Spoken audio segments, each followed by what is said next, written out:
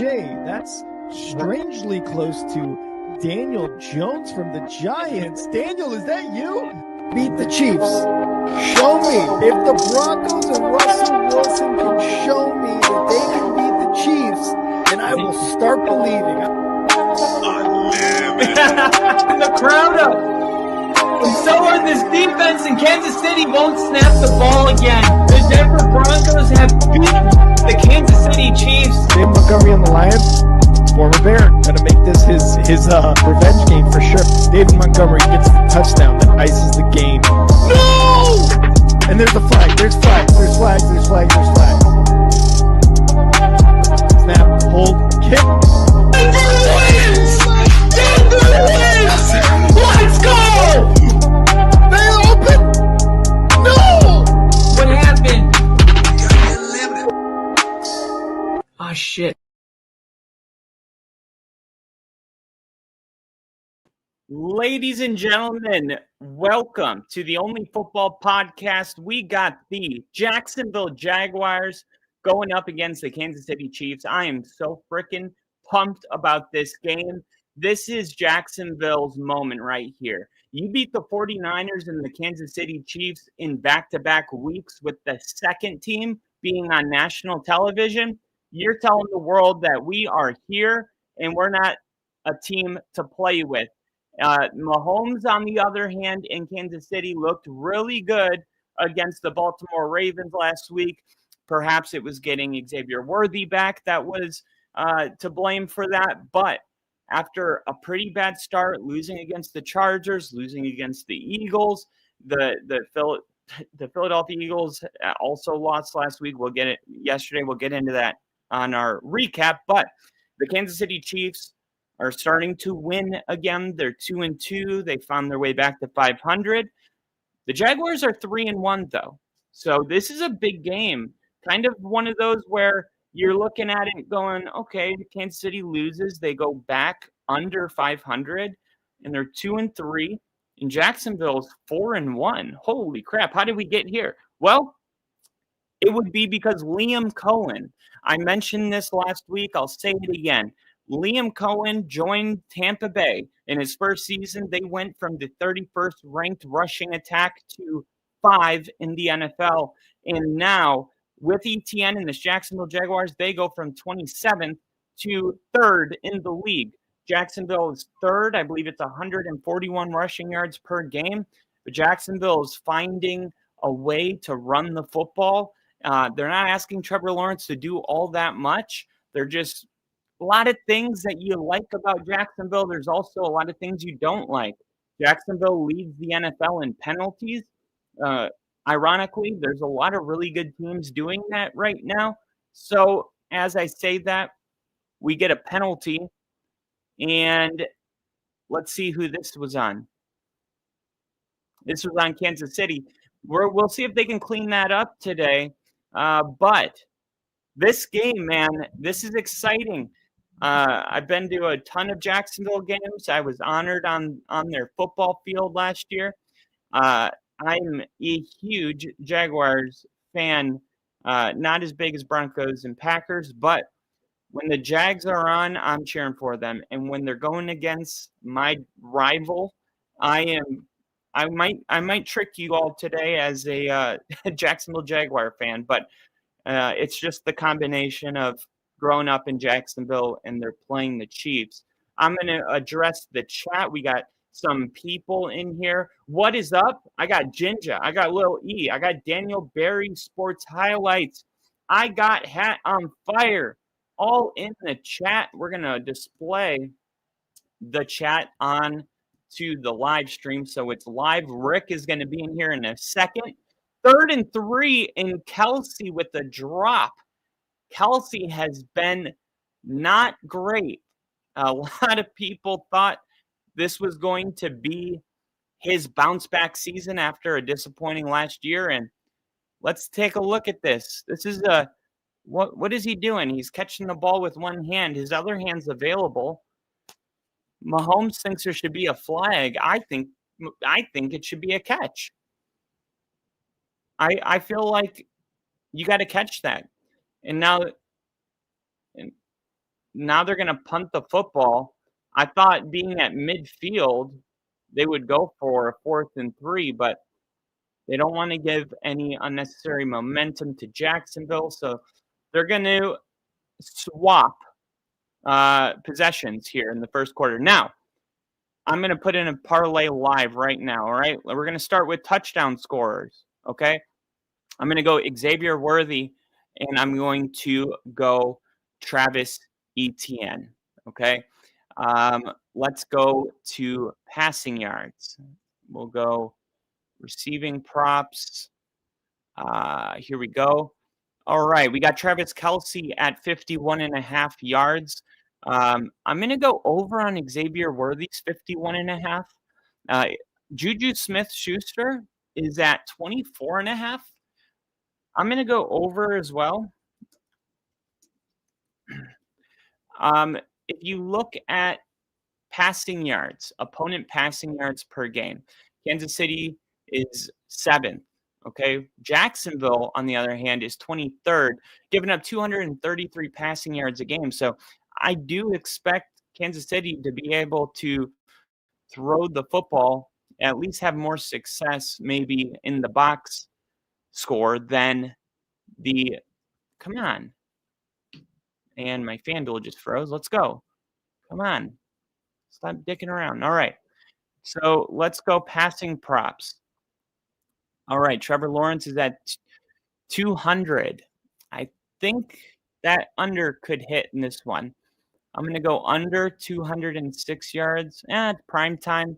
Let's just do this. Alt passing yards. I'm going to go 175. Okay. Mahomes passing yards. I'm going to go 250. Okay. Passing touchdowns.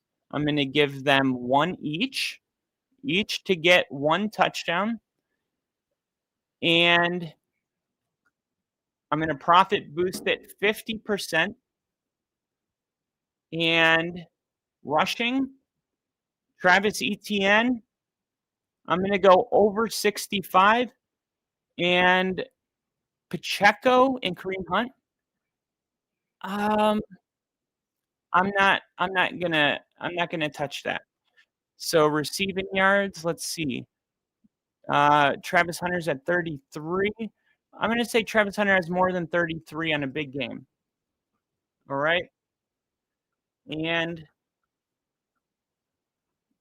they are freezing it right now. We'll wait for this play to finish so they can unfreeze it. Come on.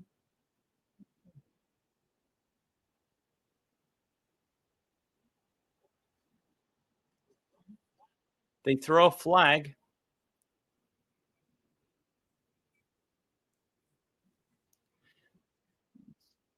Six leg.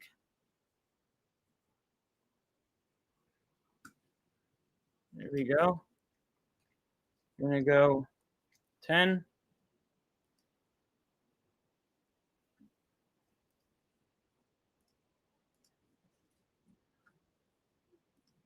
Come on. Place. Let's go. Come on. Okay. Jeez. Always accept odds is.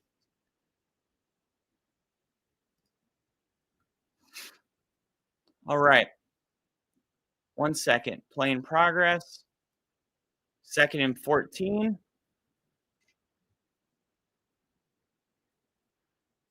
Come on. All right. There we go.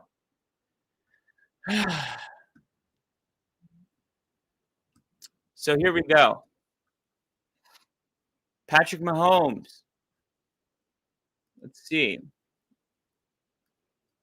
All right.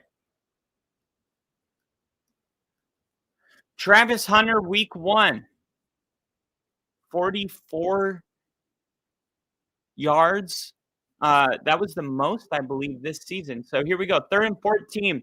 Jacksonville going with their throwback. Here's Lawrence looking, firing. Brian Thomas Jr. And, man, I felt like he could have had it, but no. And now they're going to have to punt it. Wasn't easy for me to get. Let's see. We got Brian Thomas Jr.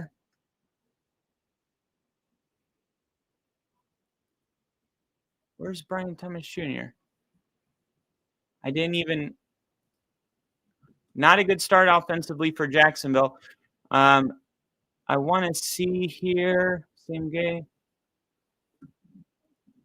Travis Kelce, Juju Smith-Schuster. All right. So,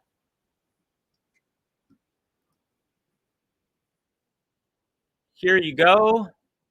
Live bet. I got Xavier Worthy to score a touchdown, Travis Etienne to score a touchdown.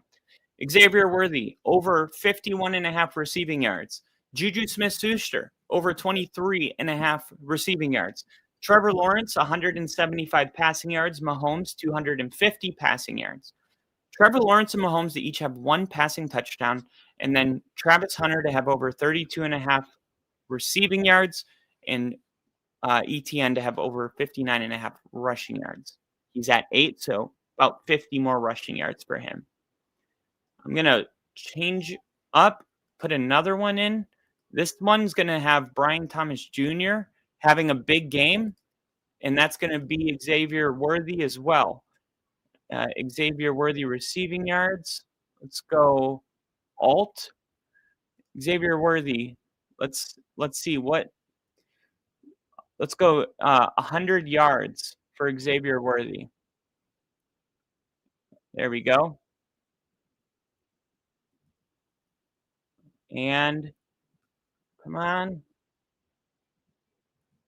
Receiving props. Brian Thomas Jr. Let's have Brian Thomas Jr. have a big game. And we'll call Brian Thomas Jr. for 100 yards receiving as well. And we'll go $5 there to win $285. So we got Xavier Worthy, Brian Thomas Jr., each with a touchdown, each with 100 yards receiving to win $235. I love that. And we're going to use $5. We're going to use our free bet. Of course, we won $300 yesterday with the Tennessee Titans coming back and winning. And then also the Broncos beating the Eagles, who were plus 1,700 going into the fourth quarter to win that game outright. That's right. All right. Let me hit some of these comments here. Jinja, keeping the tradition alive, gifting a membership. Is Tom Grassi refereeing this flag? Forgot to gift last night, was too wrapped up in betting. LOL, miss you, Bill. You're the man, Jinja. I appreciate you, brother. He'd be hella proud of you. That is true, man. Your parlays are always way cooler than mine, LOL. Let's both hit. I love it. Here we go. Flip to Xavier Worthy. And another player that I've been noticing is Thornton. All right. I like this Thornton guy. We saw him kind of break out. Let's go quick bets. Chiefs. Let's go touchdown scorer. Let's go Chiefs third drive. Chiefs second drive. Thornton's plus 3,500 on this drive to score a touchdown. Juju Smith with the catch. And I think this Chiefs offense was really showing some signs of life after being really not good the first couple of weeks of this season. So getting Xavier Worthy back has just really brought this team back together. Pacheco hasn't been necessarily running great, but they've only ran it once today. They're going to run it here. And here's Pacheco for a gain of 16.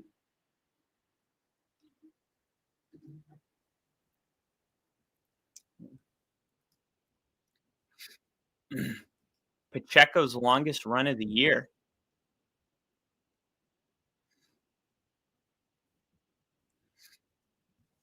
Now, that play to Xavier Worthy, was that technically a reception? No, that was technically a rush. Here we go. So we got Mahomes in shotgun, hands it off again. I believe that was Kareem Hunt. Gain of 1. Whistle's blowing. Flag comes out. That was Hollywood Brown. That might be flagged here. We'll see. Let's see. Uh-oh. Oh, that's he just punched him. Is he going to get ejected?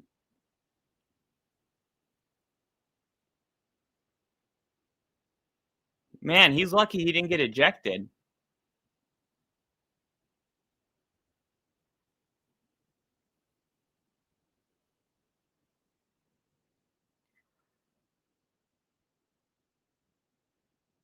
Now, you got the fans here wanting an ejection. I mean, I wouldn't have been shocked if they ejected him because of that. Here we go. 2nd and 24 now. Probably going to run a quick screen to Hollywood Brown or Xavier Worthy. Just try to get some of the penalty yardage back. 1, 2, 3. There's your screen. And it's Smith, the rookie.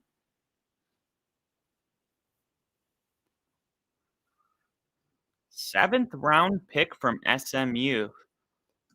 Starting to get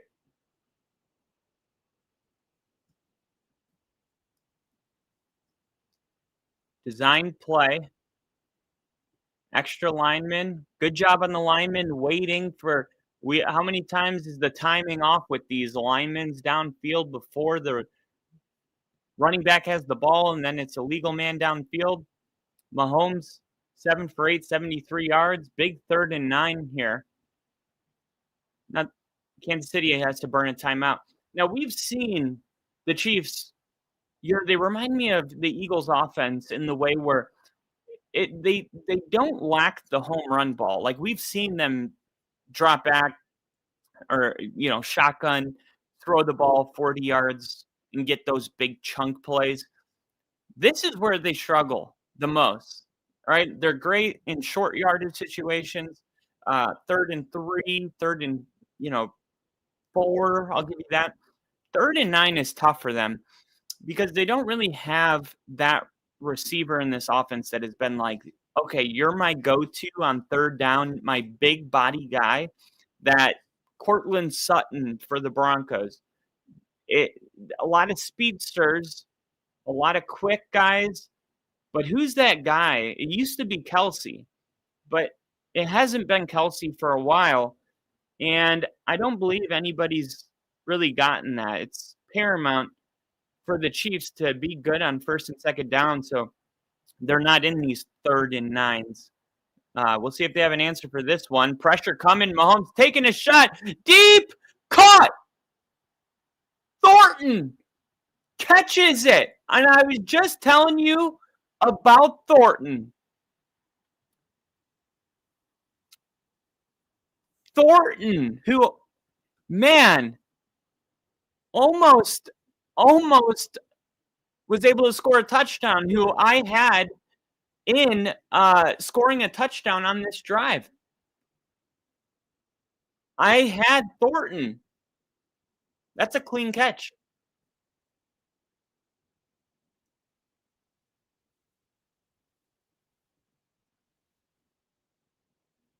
All right, so it's a completed catch And ladies and gentlemen, coming into the studio is a man named Rick, last name Huge Dick. A man that we have known for the duration of 4 years, but I've known my entire life. A man that represents everything great about Chicago. A man that I'm lucky to call friend. Coming into the studio now, and your host of Only Football, we have Rick. Woo! Thank you for that intro, Kyle. I'm so moist. So Where's moist Rick? Right Oh man. Well, we just saw the Jags do an all-out blitz on third down, and Mahomes just threw it. And if he had a little more air under it, would have been a touchdown to Thornton, who I had put in. I was like, Thornton plus 3,500 to score a touchdown on this drive. I put $2 on it, which would pay out Nice. $72, and that would have been it right there. That was the exact play that I was betting on. And Mahomes is normally good for those throws. I was going to say, to wait for it, turn around, kind of come back to it, but it put him on the 6-yard line. So yeah, as I was coming back, I was watching the TV because I was setting up my other TV for the Cubs game that's going to be on in about 20-ish minutes or so. And I saw that. I was like, he's wide open. What is going on? But he had to stop, wait, find it, and then kind of move up a yard to catch it. But that was sick. That was sick. The Chiefs are in scoring position now. All right. Who do you got winning this game again? The Chiefs, right? I was going to say, I picked the Chiefs to win. I'm pretty sure you picked the Jags, right? Yeah, I went Duval. Duval.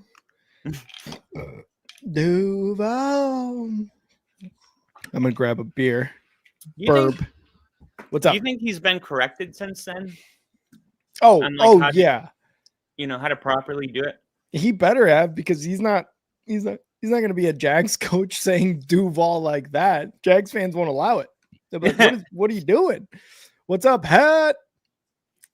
Hat on fire. Literally, his hat is on fire. My God, it's true. Ginger, what's the issue with the Cubs? Why don't you like the Cubs? I'm going to grab a beer. Be right back. Catch stands. Awesome. So here we go. First and goal. Got Kelsey lined up. They're going to pitch it. This is the rookie. And Smith takes it to the 2-yard line. Running the football. They got the rookie from SMU, 7th-round pick. They're starting to work him in to this offense. Second and goal. Ginger, another voodoo ranger. Cheers, cheers, cheers. Who was that? Their rookie 7th rounder? Yeah, rookie running back taken in the 7th round. And we'll see what they do here. I'm seeing 47 now. And I'll let you know when they snap it. Oh, did he get it? Incomplete. They're calling it incomplete. Oh, was that Rice? That was Xavier Worthy back in the end zone. So what did you mean 47? Oh, no, I was just looking at the number. I was trying to match it up here. I'm looking at Worthy right now in the huddle. They break. Oh, okay. Let me see if I can. Okay. I see Mahomes on the line. Ball snapped. Rolling. Throwing. Travis Kelce touchdown. Flag is out. Flag is out. Flag is down. This is going to be potentially an ineligible man. Oh, possibly. What is this? An illegal pick. They're going to call a rub route. Oh, yeah. Yeah. But that's how you can get around it, is instead of running your route through him, you just kind of sit down right there. Mm-hmm. And that way you can't get called for that. So you notice he didn't make contact because he stopped and just kind of did a curl before. I was going to say, yeah, he's in his route. The guy bumped into him technically, like you're saying, to get around that. It's been a weird call. Denver ran this last week and they took the touchdown away. Mm-hmm. Same play. That was on Monday night, and I think that's just one of those rules in the NFL where there's just hasn't been a ton of consistency. They call it a rub route. They call it what is it? A shove route. An illegal pick. Yeah. But it's like, so as an offensive play caller, you're like, okay, well, we have to run the play. So it has the same desired outcome is to pick a player, but we have to do it in a way that makes the receiver look innocent, like he was just running his route. And we have to sell it like, no, this had nothing to do with that. This is just him running his route. So and then we find out, if the ref fell for it or not. In that time, I think the Chiefs are trying to sell it by like, hey, don't even hit the guy, just curl right there. And then it's like, oh, I was just running, a curl route right there. And he bumped into me, ref. He bumped into me. Yeah. At some point, it's like defenses just need to know, like, we have to switch. Like, we can't be playing man coverage down there. Against teams like the Chiefs that are going to run that a bunch, like, just switch. Yeah. Like, I agree. You shouldn't be – it's hard to follow, your man like that when they're crossing each other in a tight space. Agreed. We got D-Rock in the chat. Oh, D-Rock and Lily. What's up, everybody? What's up? All right. So the Chiefs get on the board first. Mahomes gets his passing touchdown. Oh, yeah. Did you have any parlays or anything on this game? I one of my buddies hit me up, asked about the over. He said, what do you think about over 46? I said, take the over of 46, 23 points each team. I think we can go higher than that for sure in this game. Yeah, so I have a couple, and I'm looking right now to see some. Let's see what receiving. Uh-oh. The ball snapped it. Oh, it's beyond the 1 yard line. So he said that was downfield enough to be a flagrant offensive pass interference. Oh, is that why Mahomes was talking about the one? Yeah. It's like he went more than 1 yard. Oh, man. They football players, man, they know the specifics of this stuff. Oh, and, yeah. And we could see that. Uh-oh. Oh, big return here. 35-40. All the way to the 40-yard line. I love these throwbacks, and it's so funny because, like, growing up, these just were their jerseys, and I thought they were ugly.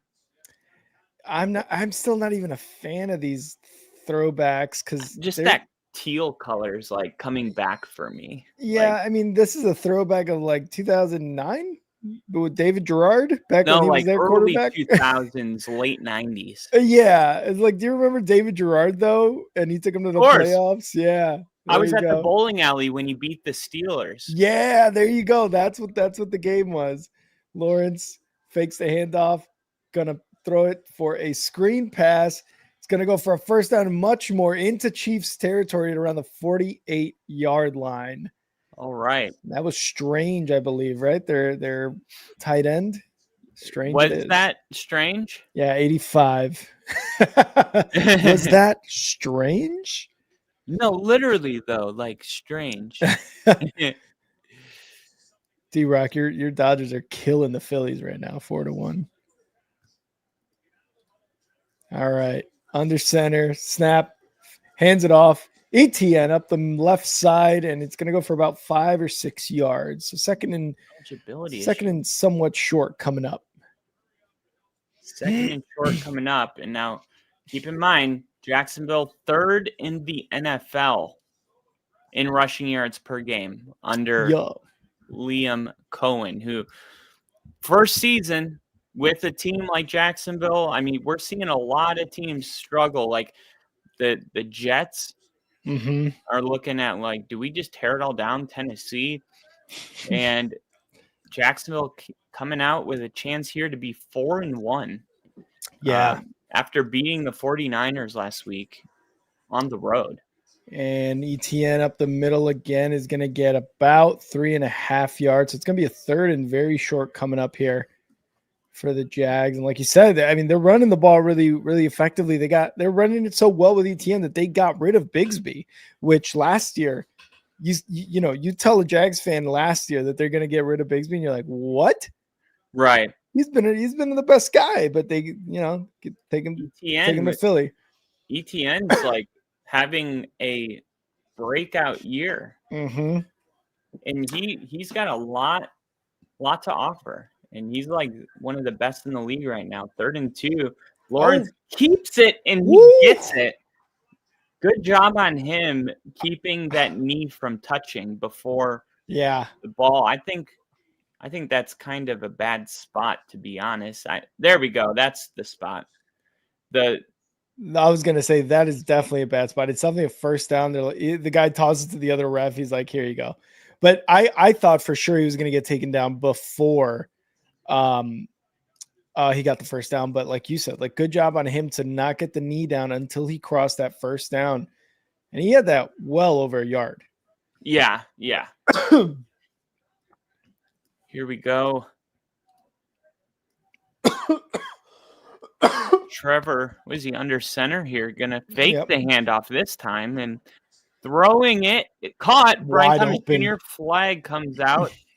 And careful. Looks like he almost lost the ball in the middle of it. Yeah. I was gonna say, if you're that wide open, something went down. The Jags think it's on KC. I think it's offensive pass interference. It's on the defense. Wow. It's on the defense. And no. Liam Cohen's got this offense rolling right now. And this is what's so great about being a top 3 rushing team is Kansas City has to respect their ability to run the football. And when you play the play action, the best teams that run the football have the most success at the play action. And Brian Thomas Jr. is just such a weapon. Here we get him back under center, ETN in the backfield. Who's 5? They're going to hand it off. I was just about to ask you. Who's 5? I'm going to pull up the rosters here, actually, because that probably is going to be a little bit better. Oh, whoops. Yeah, that's Kansas City. Yeah, okay. That is going to be Marquise Brown. Marquise Brown's with the Jaguars? Yeah, I guess so, yeah. Wow, so this is a Marquise Brown revenge game? Marquise Brown revenge game, dude. Because no. I'm looking at the wrong team. De'Ami Brown. Okay. I'm like, wait, I just bet on him, and he was with the Chiefs. You're like, what's going on here? So the end of the first quarter, 7-0, but Jacksonville threatening to score here. And I see these two teams like very equally right now. Like if I built you a power rankings, the Jacksonville Jaguars would be very close to the Chiefs, even though the Chiefs haven't been. Oh, are you looking for something? Chase. Oh, even though the Chiefs haven't been winning, I thought what they did to Baltimore last week, getting Xavier Worthy back, just absolutely takes them to a top level. Yeah, and it's crazy because that's exactly what everyone was saying. Like, without Rashee Rice the first 6 games or so, Xavier Worthy was going to be their playmaker. And again, like you said, you saw how that offense basically became a better offense with Xavier Worthy in the lineup. They were missing that the entire time, a number 1 wide receiver. And, Juju Smith-Schuster, Marquise Brown, whoever else they got on there, Hollywood Brown, like, it's just not doing it right now for this offense. But getting Xavier Worthy back was much, much better.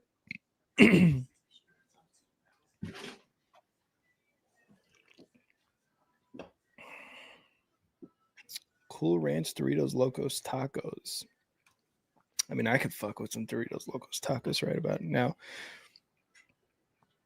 The Plague series, yes, I totally understand. Yeah, Dodgers right now beating up on the Phillies 4-1. Cubs game going to start here in about 15 minutes. It is going to be exciting. Cubs need to win this game too. Cubs need to win game 2. Did McDaniels get fired today?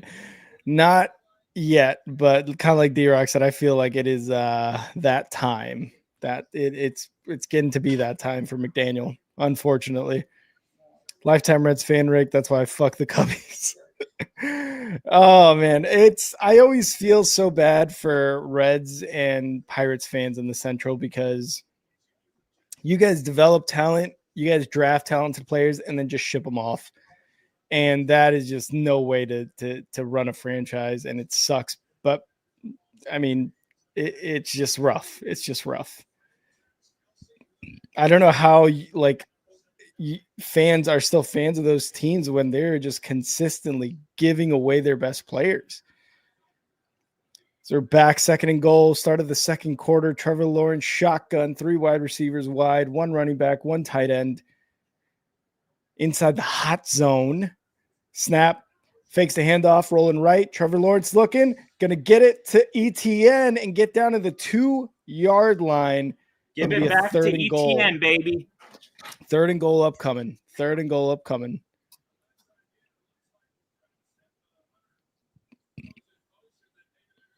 The Reds, I haven't met a Reds fan out in the wild.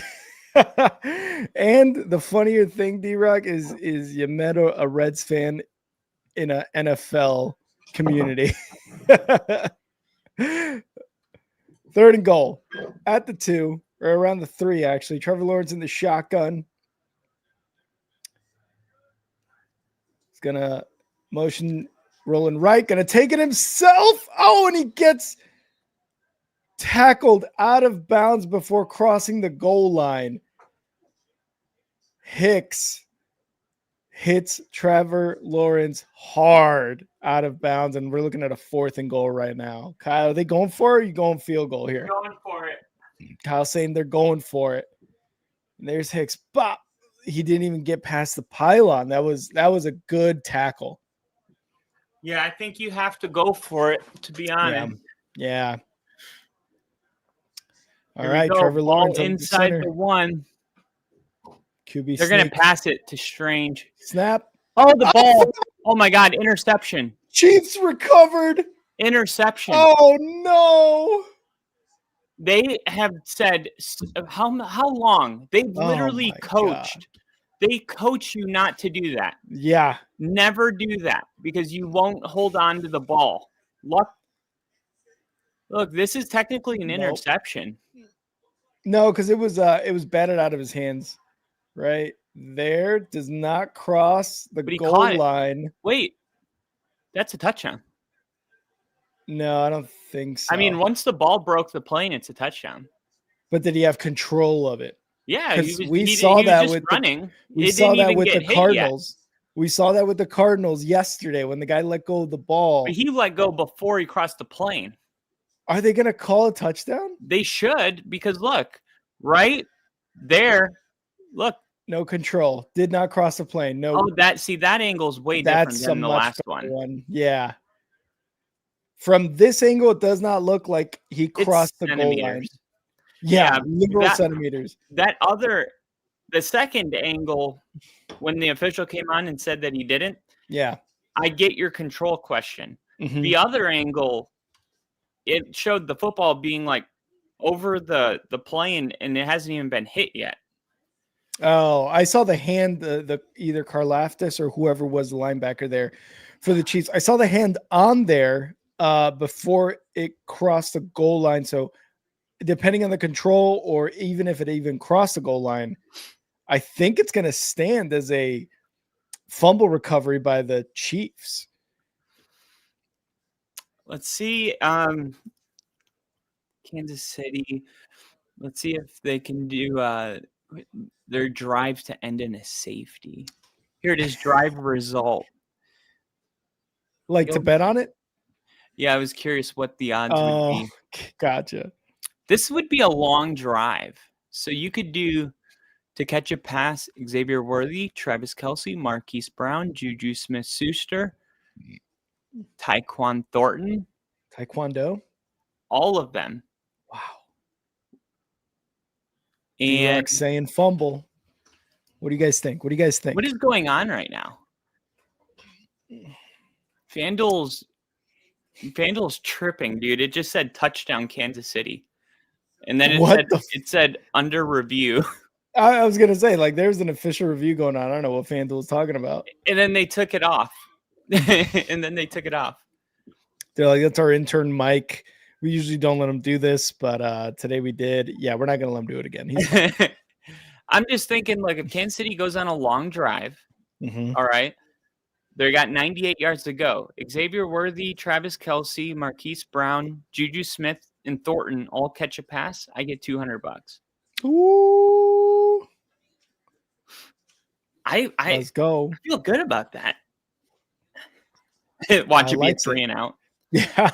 That's okay because I only put $1 on it. Bears on Monday Night Football next week. Let's see.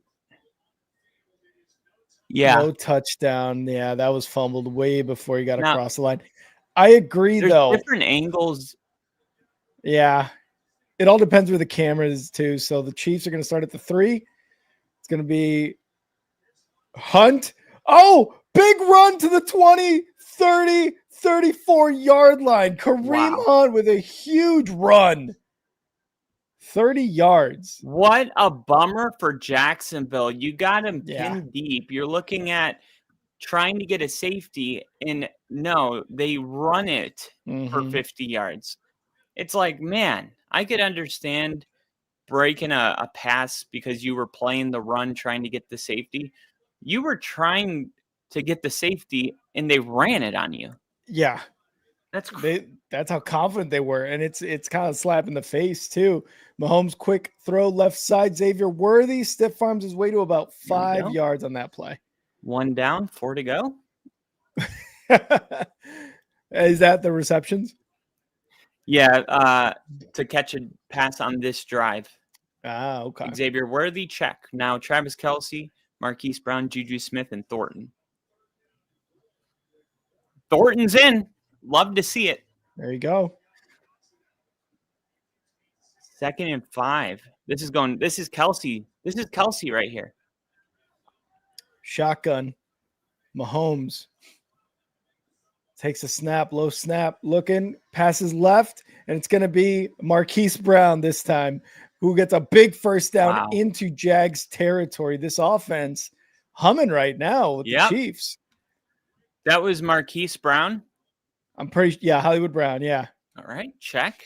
De'Ami Brown's the other 5. Now it's just Juju, Kelce, and Thornton. $200. You're going to get it. You're going to get it. On, good block there by Kelce. Yeah, because they love to do those just quick throws. Right there. Boom. Just absolutely smoked that guy. Freaking Xavier Worthy's like, that's how he broke my shoulder. Yeah, that's how I got fucked up that first game. 1st and 10, Mahomes, snap, rolling right, looking, back in the pocket, looking, under pressure, rolling right, throwing deep right side, caught wide open for a first down. Yes. Thornton. Kyle. All right, now you just need Juju and Kelce. Dang. There we go. Great. How are these guys getting that wide open, man? I just there's a lot of time happening. He said, go too much time. Yeah. Yeah. Look at that. I mean, honestly, Mahomes spent way too much time. Like that. He did. That he was open for a while, right? Here. Yeah. Right Number here. 1, 2, on the missed 3, coverage. 4. Inside the hot zone, Mahomes shotgun snap, hands it off Hunt up the middle. No, it's going to be Mahomes himself. Touchdown. Damn it. Wow. And he dusts himself off. Close. Touchdown, Mahomes. I'm so close. But Thornton hit the over. Thornton's got 90 receiving yards already. That is incredible. And wow, they just haven't been valuing Tyquan Thornton the way I the way I look at him is like the arguably number one receiver in this offense. But when you look at Thornton's numbers, it's like 13 and a half. And you're like, what? Yeah. And he's already at 90. Snap, hold, kick is good. And the Chiefs go up 14-0 in this game where we saw a fumble at the goal line by Trevor Lawrence. Kyle said it earlier, like that's the stuff that you're coached not to do.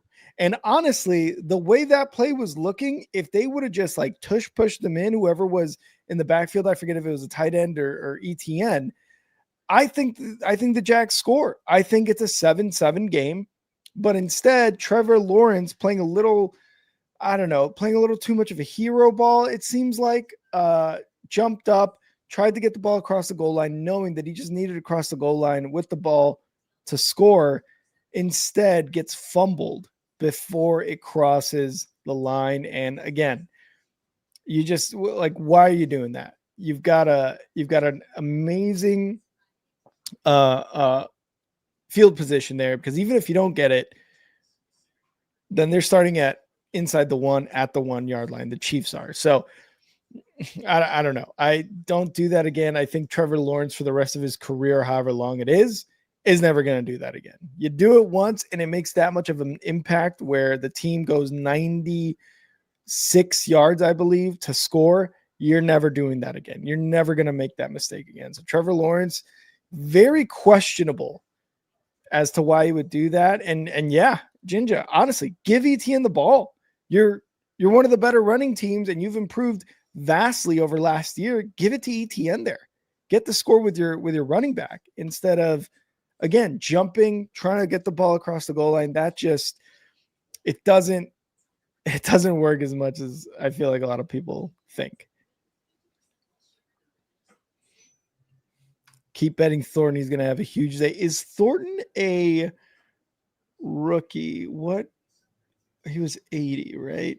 Tyquan Thornton. No, it's his 4th year out of Baylor. Oh, okay. So he's definitely not a rookie. Where was he coming from? So he came out of Baylor. His career, New England. And I remember why the name sounded so familiar, because we called the Chiefs. We streamed the Chiefs. What game was it?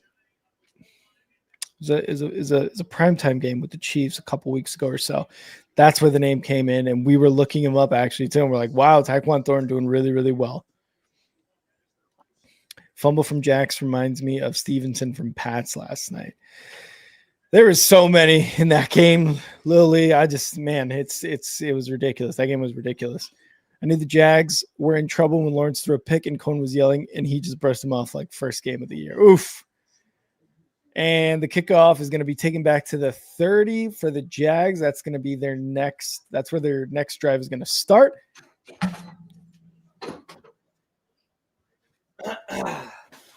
Just hit a 2-run play. Now it's 3-4. Oh, okay. Yeah. Dodgers are only up 1 right now. That relationship is clearly non-existent. You think Trevor Lawrence and Liam Cohen are at odds right now? Kind of brushed them off. That's what Ginger was saying. You noticed a brush off after Cohen was yelling. They say that about Bo Nix and Sean Payton all the time, but that's true. It's sometimes just hard to hear. ETN up the left side of the line is going to get about 2 yards. And the good thing about the Bo Nix, Sean Payton thing was Drew Brees came out later and was like, yeah, that's how Sean is. And Sean can appreciate what Bo does in talking back and being like, look, this is what I saw, blah, blah. Yeah, exactly. So yeah, you're like, they're fighting. Yeah. I wonder. Then you hear the press conference. No, he just asked me how I was doing. And I said, good. Yeah. It's like none of your business. Yeah. But it's just exactly. Like competitive spirit, in the heat of the moment, even if they are John, it's like, it's not like there's really something wrong. Lawrence up the middle gets sack.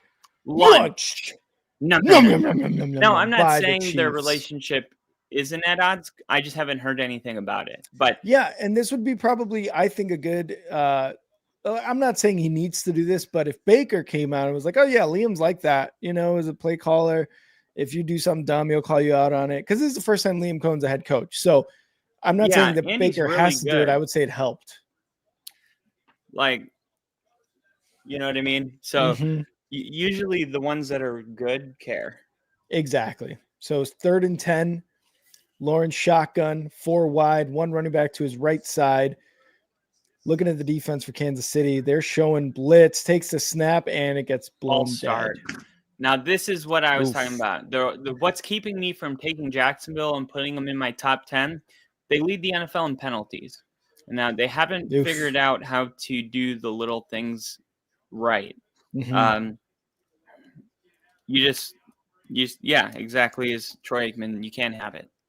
Yeah. You can't have false starts on the road. I mean, I'm sorry, at home. At home, especially. Yeah, 3rd and 15 now.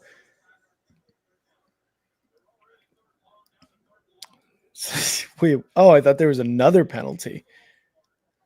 It's already 3rd and long. Now it's 3rd and 15. And yeah, Brian Thomas Jr. is the only guy that can save you here unless they run a simple screen with Strange.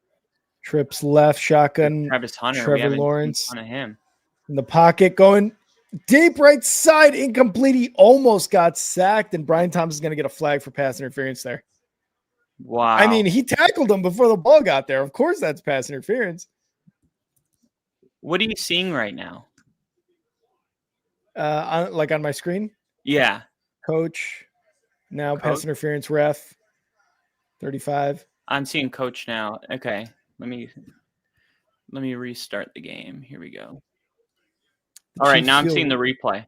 Replay, Thomas. Yeah. And cut. Yep. I'm with you now. And tackle. Ball hits the ground. Oh yeah, we're in sync. I'm literally inside of you. Bye.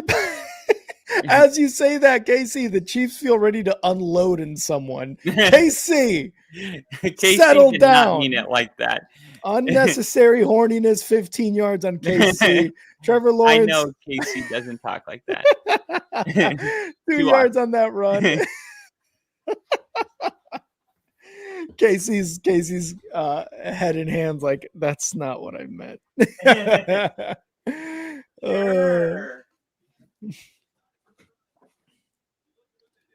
D-Rock's asking Kyle, trade season is coming up in the NFL. Anyone you're thinking of that's going to get traded? He's saying he would like AJ Brown. Tyreek Hill for sure, but I think he's injured for the rest of the year. I think Trevor Lawrence back to pass, 2nd and 8, going to take it himself up the middle, going to get a first down and tackled inside Kansas City territory at around the 45.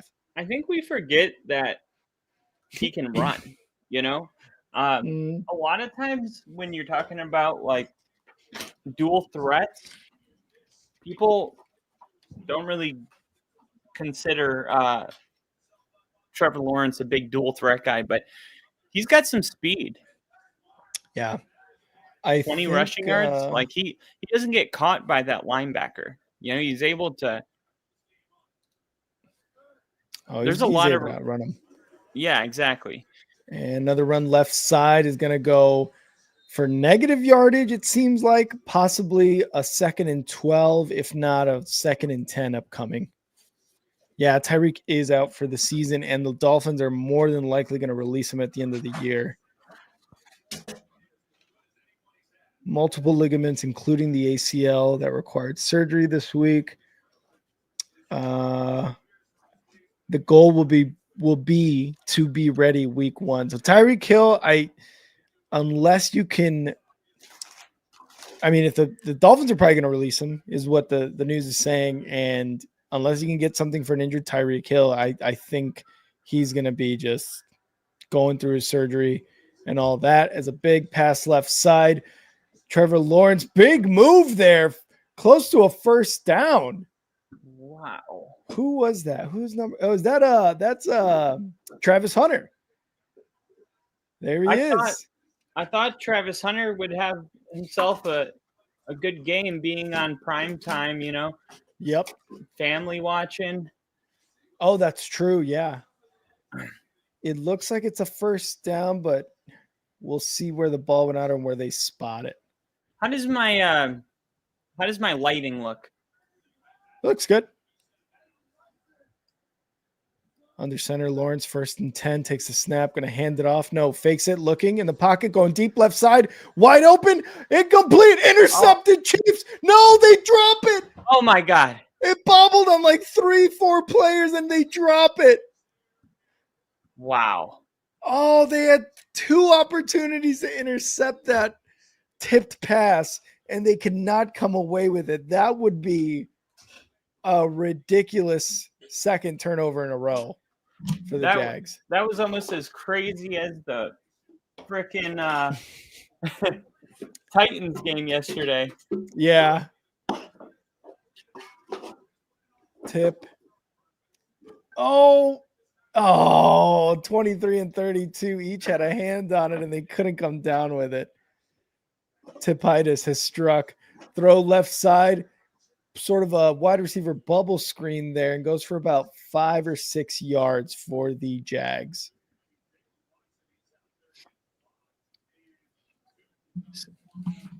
Casey is tossed. And that's Tutton, whatever, however you say his name. Tootin. We got Tootin. He was hurting for a Tootin. 3rd and 4 now. Inside the 30-yard line of the Chiefs. Trevor Lawrence trips left in the shotgun. Running back to his right. Motions Hunter left side. Looking to pass in the pocket. Looking left. Going to scramble now himself. Take it up the middle. Inside the red zone. Inside the 15-yard line for Trevor Lawrence. He's doing it all right now. Yep. And that's just – I can't tell you what frustrates me. There's not much that frustrates me more than being down 2 possessions. It's 3rd and 4. And you have – like, look, 85 is wide open, strange, and I get that. But if there's an opportunity for you to pick it up on the ground, that is a sure thing. Yeah. Why take a chance of, something ending a drive? Exactly. You need that conversion. You need to score. You need to call timeout. And the play's going to be blown Liam Cohen dead. 3-run jack by Seiya Suzuki and the Cubs versus the Brewers. Let's go. Liam Cohen looks a lot cooler than I thought. And the teal does him favors instead of the Bucks uniform, right? Yeah, like I thought he looked more like a Randy. And then when he was with the Bucks, and now he looks more like a Chad with the I don't know if that's any better, but I'm going to assume you're saying that in a good way. Yeah, just like a guy that, like wears board shorts and flops. Like he definitely has a house in Ponte Vedra, like on the beach. Oh, yeah, 100%. He's probably more of a Jack's Beach guy. Ponte Vedra's too uppity for him. He's a blue collar dude. 1st and 10 inside the 15-yard line in the shotgun. Trevor Lawrence motion left side, takes a snap, rolling left, looking to pass, going to get it in the end zone. And I guess him and Brian Thomas are not on the same page there. Yeah, Brian Thomas Jr., I think he was trying to stop, felt like the corner was playing the back corner. And man, I just thought, why not get that to ETN? I was thinking the same thing too. You're gaining 5 yards right there in that pass.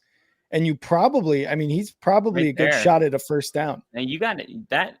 Now, I think what was probably attractive about that throw to Lawrence was that the corner had his back turned completely. Yeah. Lawrence going to hand it off. ETN up the middle. Gets 9 yards on that carry. 3rd and 1 upcoming. Jacksonville. It's really important that they score here because if this game gets, out of control, you're going to see Jacksonville be forced to play a different style of offense when they excel at something. And if you're top 3 running the football, you don't want to give that up because that is why you're 3-1. So a touchdown here keeps Jacksonville, keeps their playbook and what they do best on the table for them. Lawrence going to pitch it right side ETN. ETN's going to get a 1st and goal inside the point of no return. That's just ETN. This pitch should have been a loss of 1 or a gain of nothing. This is just great running. Like, I value these runs right here. You get the pitch, and there's plenty Chiefs in position ready to make that a gain of nothing. And ETN's able to say, no, I'm going to put my foot in the ground, cut up field, and gain 3. Lawrence shotgun, motioning ETN to the left side. Another tight end to the right side. Has 2 receivers to his far left. Snap, looking to pass. Throws left, wide open, touchdown. Man, how do you keep getting ahead of me? Oh, am I ahead of you? Touchdown. And that was Washington.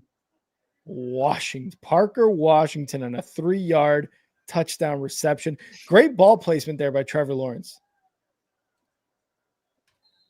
He put that ball exactly where Washington can go and get it. And the cornerback there for the Chiefs just had his back turned. Cook, number 6, had his back turned, didn't see the ball. Didn't even I don't throw the game right there. I was going to say, I don't even think he knew the ball was thrown. That's an insane ball. And the extra point is good. That's just and good. And the ball. Jags get on the board. Yeah, and then did he miss that? Oh, no, okay. he got it. Looked weird. That's the thing about Trevor, man. He's a gamer. I'm going to take off and run multiple first downs and then cap the drive with an elite throw. I love it. I mean, if I'm a Jags fan, I'm like, all right, this is going to be a good game. This is not going to be no, this is a good chance for the Chiefs to really pummel somebody and say hey, whatever you thought about us, it's not true. No, Jacksonville will not go gentle into that good night. They will rage against the dying of the light. Kyle is a poet in his off time. Yeah, no, and that makes up for the fumble at the goal line. Although, again, being a poet. Yeah, 100%. You just wish, if you're a Jags fan, you're like, why couldn't you just better get that touchdown? Yeah, exactly. I mean, ETN too, I felt like that flat route. So whenever a defensive back doesn't have his head turned and he's looking at the quarterback, that's how you want him to be. How many pass interferences do you get because a DB is standing like this and the quarterback is behind him? Yeah. And the receiver just stops and then he runs into him. Yep. Because he's not paying attention to the play at all. It's a curl route. What happened?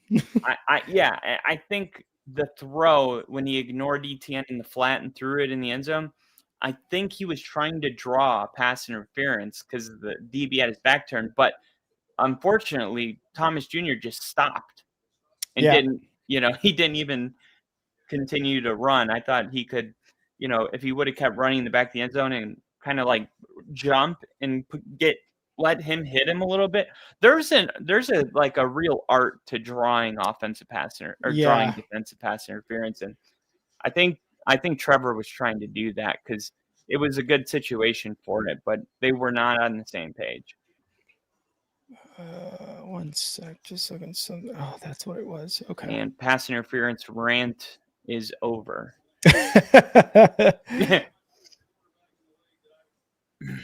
Nah, Randy's with Seattle. Nah. I got these deodorized shoes for gym bags and lockers. They're little footballs. They're little Oh, to put them in your shoes, when you're not wearing them. Yeah, they keep them smelling good. I need that. Ooh, they smell good. Rick, that's Big Dick Kyle, the poet. That's right, Lily. That's right. My analysis on Trevor so far in his career is he can make literally any play, but can literally look like the worst guy in the league too.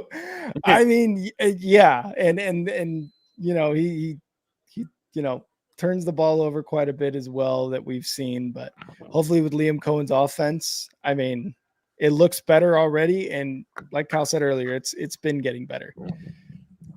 And they're going to do a quick toss. It's going to lose about 7 yards. Xavier Worthy unable to get away from the tackle of Hines Allen. Jeez. Big oof. And now we get to see like how aggressive Jacksonville wants to be here. Mm-hmm. Like maybe they want to get the ball back. Man, and it looked like if Hines Allen doesn't get his hands on Xavier Worthy's got at least a 7-yard play. Do you like second my and 16 footballs? I do, and they make your shoes smell better. And they make your shoes smell better. Before Trevor got injured, I was sure he'd be a top 10 quarterback inside of 5 years, and I think that was the expectation for Jags fans as well. Casey, if not the entire NFL, was he was going to be like an elite QB. And, what was it, 2022, where he was in the MVP talks? Where he was. I have him in my top 10. But yeah, I mean, he was definitely good there. He showed you what he can do elite-wise. It's just. He's in my top 10.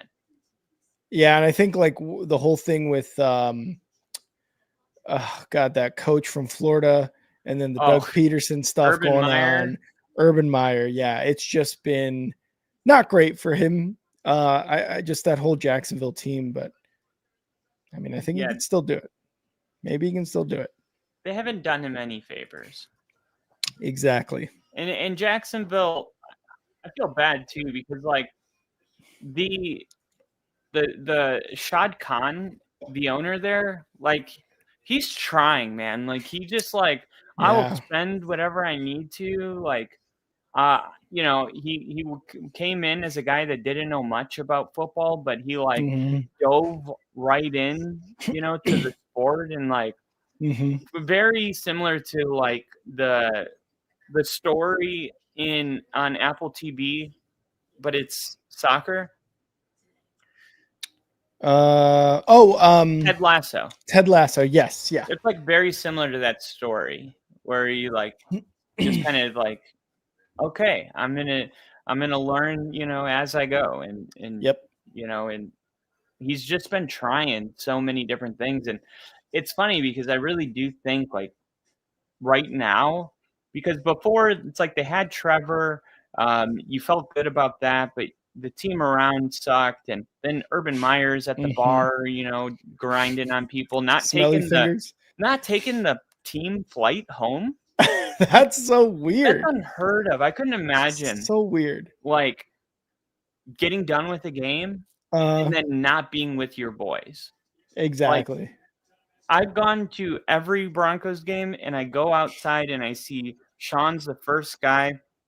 He sits in the first seat on the bus and he drinks his Gatorade and he eats whatever snack he has.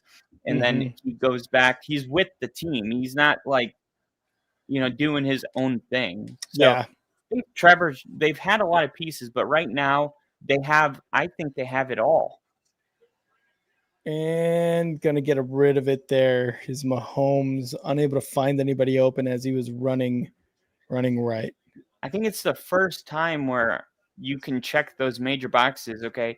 Do you have the owner? Do you have the quarterback? Do you have the coach? Yep. All right. Well, then we can get by with this. But they also have Brian Thomas Jr. They got ETN. They draft Travis Hunter. Like this is a team that is, I think, a couple years away from being a serious Super Bowl contender. 3rd and 16 now for the Chiefs. Mahomes shotgun looking to pass in the pocket. Going deep right side. No, he doesn't. He drops it off to, I believe that was Hunt. I thought he was going to go deep and instead fooled everyone, including that myself. Was a change-up pitch. Yeah. He was just like, nope, just kidding. Jacksonville. Minute 33 and counting. Why isn't Jacksonville calling their timeout? Yeah, they got one left. What are you doing? They're not going to spend 40. That's so stupid. That is dumb as frick. You're like, well, we want to have it on offense. Why? You're not going to take the whole play clock on offense. You could spike it too. You could spike it. Yeah. You save maybe 20 seconds on offense. On defense, you would have got the ball back with a minute 35 seconds. Oh, and it takes a KC bounce all the way to the 7-yard line. And now they have 54 seconds left. Lawrence in the offense trotting out there. I don't understand that. I don't get it. Why is it not?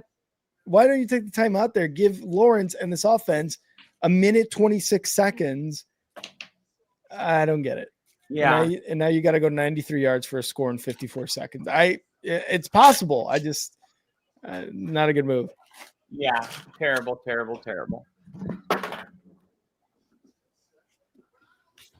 All right. Well, 54 seconds before the half. And like I said, Trevor Lawrence and the Jaguars have to go down 92 yards for a score, or at least to try to get in range for a field goal. Although, I mean, you're going to take whatever points you can get, I feel like, at this point, because if you're looking at a fourth or whatever and you're in field goal range, you take the field goal. Lawrence shotgun, 4 receivers, 1 running back to his right. Chiefs looking for some pressure here, looking to pass in the pocket, throws left, and that is caught. That is going to be Brian Thomas Jr. there, number 7 with the catch. 43. Tick. You're like 10 seconds ahead of me. Okay, let me know when they snap the ball after they get that first down at the 21-yard line. Okay, snap. Here we go. Lawrence looking, rolling right, looking, dives downfield, throws right, caught. Oh, no. Dropped, but there is a flag. Uh-oh. Oh, man. They got it. No, he's okay.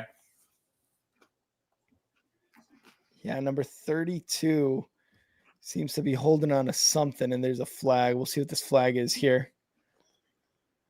Holding on the offense. Now you're down to 25 seconds, and I just don't understand the timeout. Like, you needed to get some points because Kansas City receives the ball in the second half.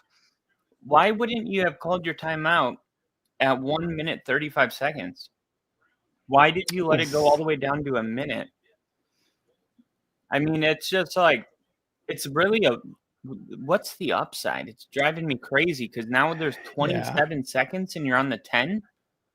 Lawrence back to pass, throws right up the middle. Washington gets back to the 24-yard line. It seems like 19 seconds and counting. I don't even like, you need a big pass and out of bounds here, then a spike or another pass out of bounds. They got nothing going on here. Trevor Lawrence back to pass. Last play of the half, and he's going to get sack lunched. Nom. Second quarter over. What Chiefs, a terrible end. Up 7. Yeah, that was bad. That was not good. That was not good one bit. And I can't help but feel like all of that could have been avoided.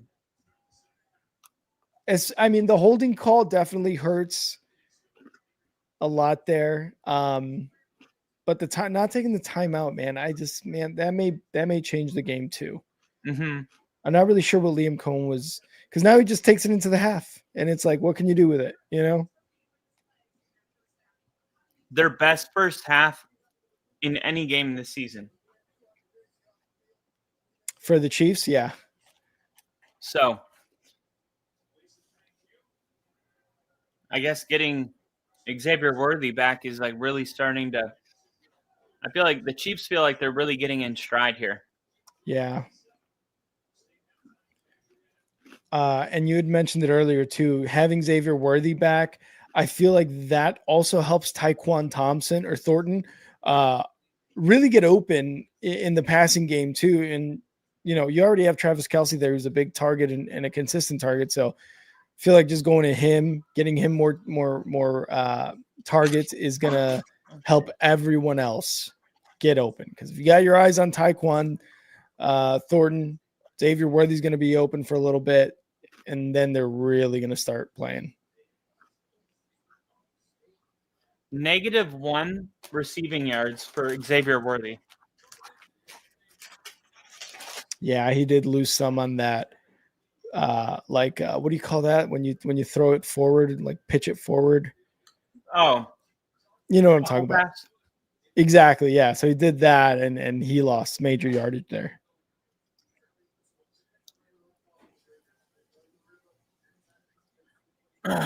Luckily for me, I'm going to win my fantasy week, even if he has a bad game. And with one guy on my bench. Is that you talking about Tyquan or? Xavier Worthy. Oh, gotcha. I'm playing my uncle, and he was laughing at me because Ricky Pearsall was locked during my sister's like one of the parties before the wedding, and I'm like, oh shit, I forgot to take Ricky Pearsall off of my starting lineup. Yeah. And he's like, I don't care how how I beat you as long as I win. And I'm like, man, and I have no Lamar Jackson. God, this is gonna be tough. And then I have 150 points right now. You're like, I think I'm good. And he's got 119. That's I'm glad you. I was gonna say, I'm glad you brought up your fantasy team, and now that we got some time here in halftime, Kyle and I are gonna be doing some more content here coming up. Hopefully, depending on when we hash out the details schedule wise next week, if not the week after that. But we were discussing about how we can bring more value to the guys who, all of our supporters who are supporting it by becoming members of the channel. We need to do more for you guys. We're obviously doing some polls, the emojis. We're going to get more emojis done soon too, hopefully. But we're going to be also doing some more content for you guys as well. And some of those things we're going to be probably fantasy and betting oriented, and maybe like some Q&A, football conversations type of videos for you guys. So if you're not a member now, I would definitely suggest you guys become members soon. $2.99 a month to become a member of Only Football Fam. And you're going to get not only like the emojis that you can use, but more content coming up. So yeah, we're excited to bring you guys that, to bring more value, not only to the channel, but to our members and supporters as well. So keep a lookout for that stuff. Me and Kyle are loading up, ready to unload in someone, like KC put it. How about Rico Dowdle? He had a good game. Has this season been pretty good too? I know he had a good game yesterday. Yeah, Chuba Hubbard went down, and then Ricky Dowdle comes in, scored a career high 32.4 points. Damn. There you go. We're already giving you a nice little nugget of info here. Pick up Rico Dowdle. And if he's available in 60% of the league. If you don't pick him up, we will have to kill you. What? Nothing.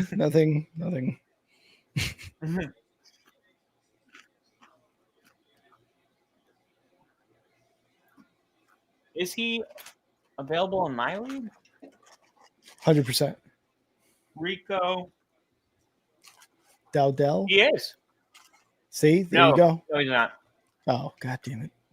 E-Dub! Chiefs are always dangerous no matter what, but the Eagles sizzled them in Super Bowl 59 and have won 3 in a row versus the Chiefs overall since losing to them in Super Bowl 57. Oh, I didn't even realize that. 3 wins in a row against the Chiefs. I mean, that was a week 1 Thursday night football matchup, if I'm not mistaken. Oh, no, that was the Dallas Cowboys. Never mind. But 3 in a row, that's nice. Dak $50 Prescott. donation. I can't wait to talk about Dak Prescott later.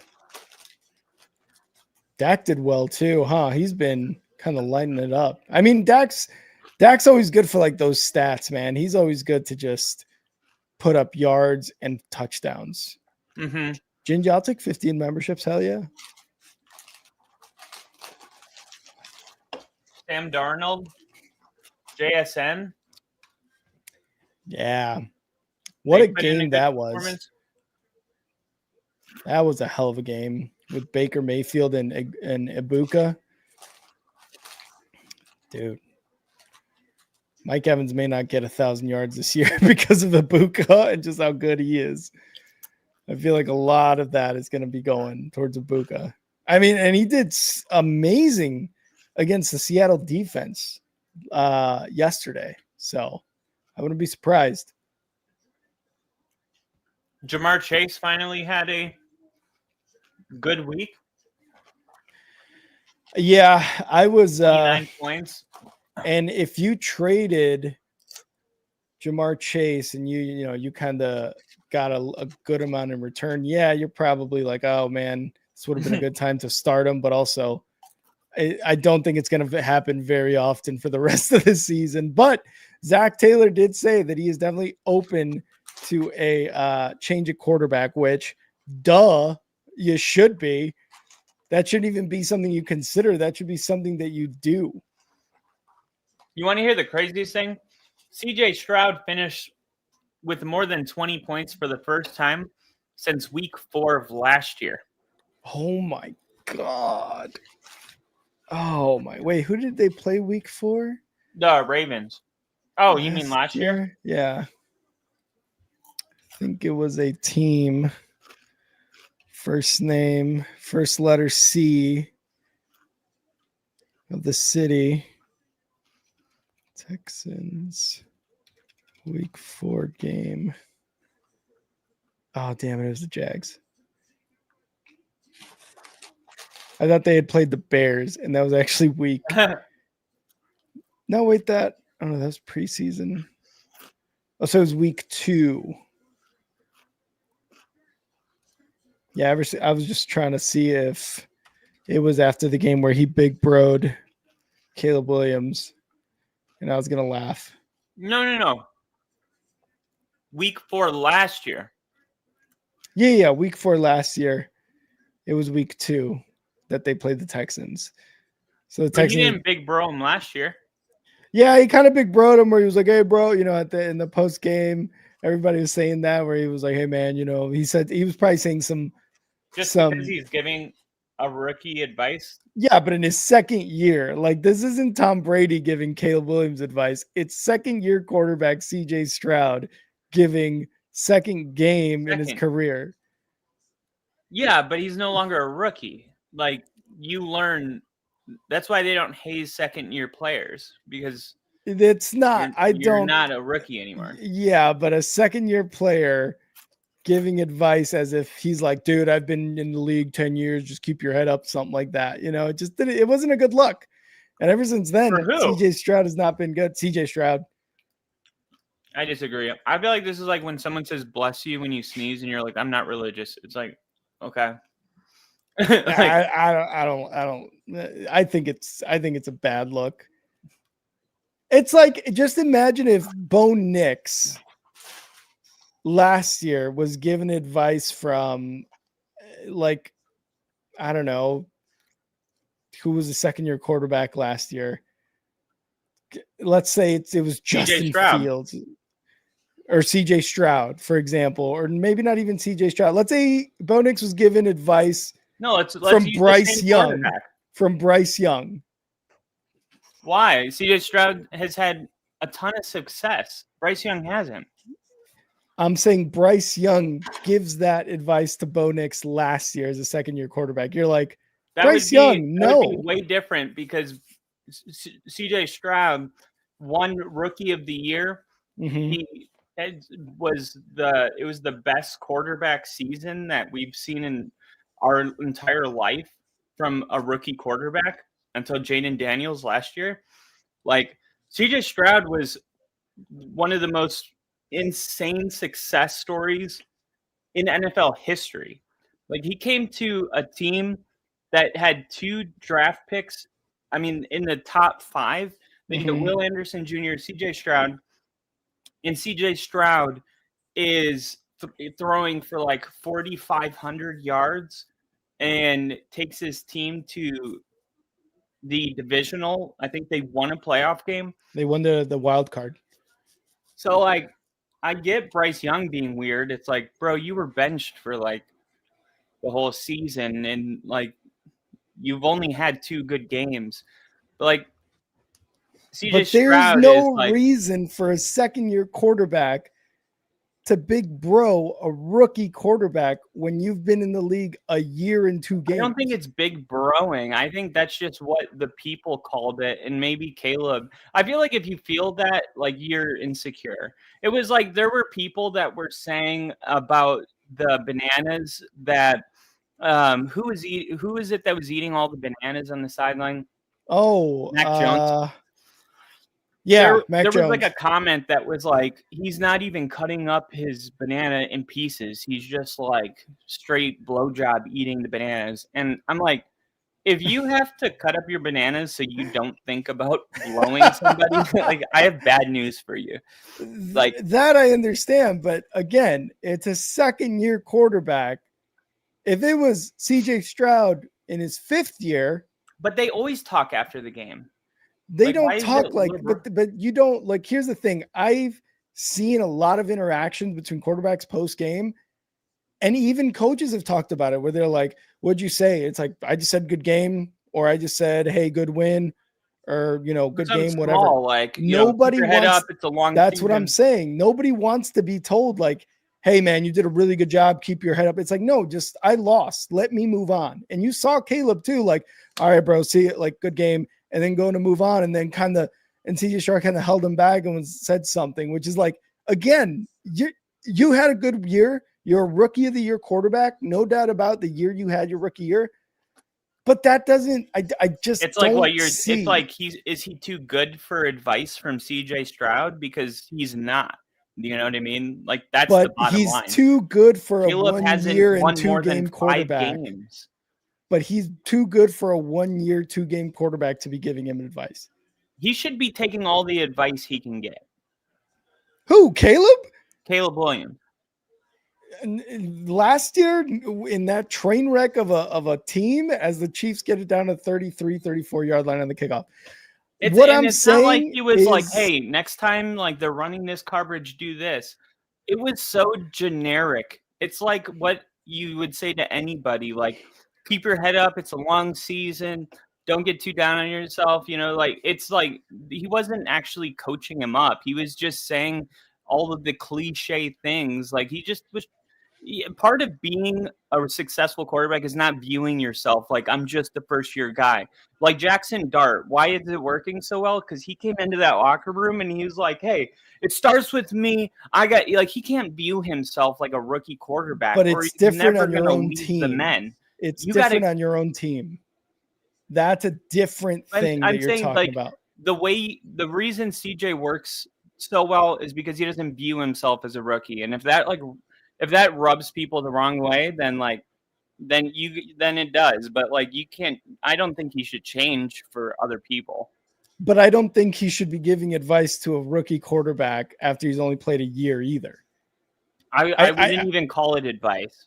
I it think was something to that. Say. It just was you something say, keep to your that. Head up. It's a long season. Doesn't mean you're giving advice. It just but means if you're being a quarterback in the NFL and you just lost the game, you don't want advice from a rookie. That's just Caleb being insecure. If that's how Caleb. It wasn't Caleb who said this. It was everyone else. It's not Caleb. It was everyone else who was saying this. Yeah. Caleb never came out and said anything about it. I'm saying we, the fans, were like, then why is what CJ are we even Stroud talking about it for? Because Caleb I'm telling you, that's mad about it. Because we're the fans. Of course we're not. Of course it's not Caleb. Caleb's not going to come out and call out CJ Stroud like that. I'm saying I don't think CJ Stroud should have done that. Like, I don't think that that's a good move. Oh, incomplete pass to Hollywood Brown. 4th and 2 for the Chiefs. We'll have to agree to disagree on this one. I think so, but I didn't like it. I don't think anybody. I don't think anybody fans liked it because they lost. I think that's it. Well, Caleb lost, but I also don't think that you would appreciate somebody coming up to Bo like that. Not Bryce Young, CJ Stroud. I don't care. I was like CJ Stroud's biggest supporter his first year. Right. That's fine. And that's fine. But I'm saying like, hey, I was just a rookie last year. You were the most successful rookie in NFL history. If you want to have a word of encouragement before you break away, I don't know. I absolutely am not just saying this. I would not care. If it was distasteful, like you said, Bryce Young, after being benched and being one of the worst first overall picks, like, of course, what are you doing, Bryce? Like, but what trying to act like you do this all the time.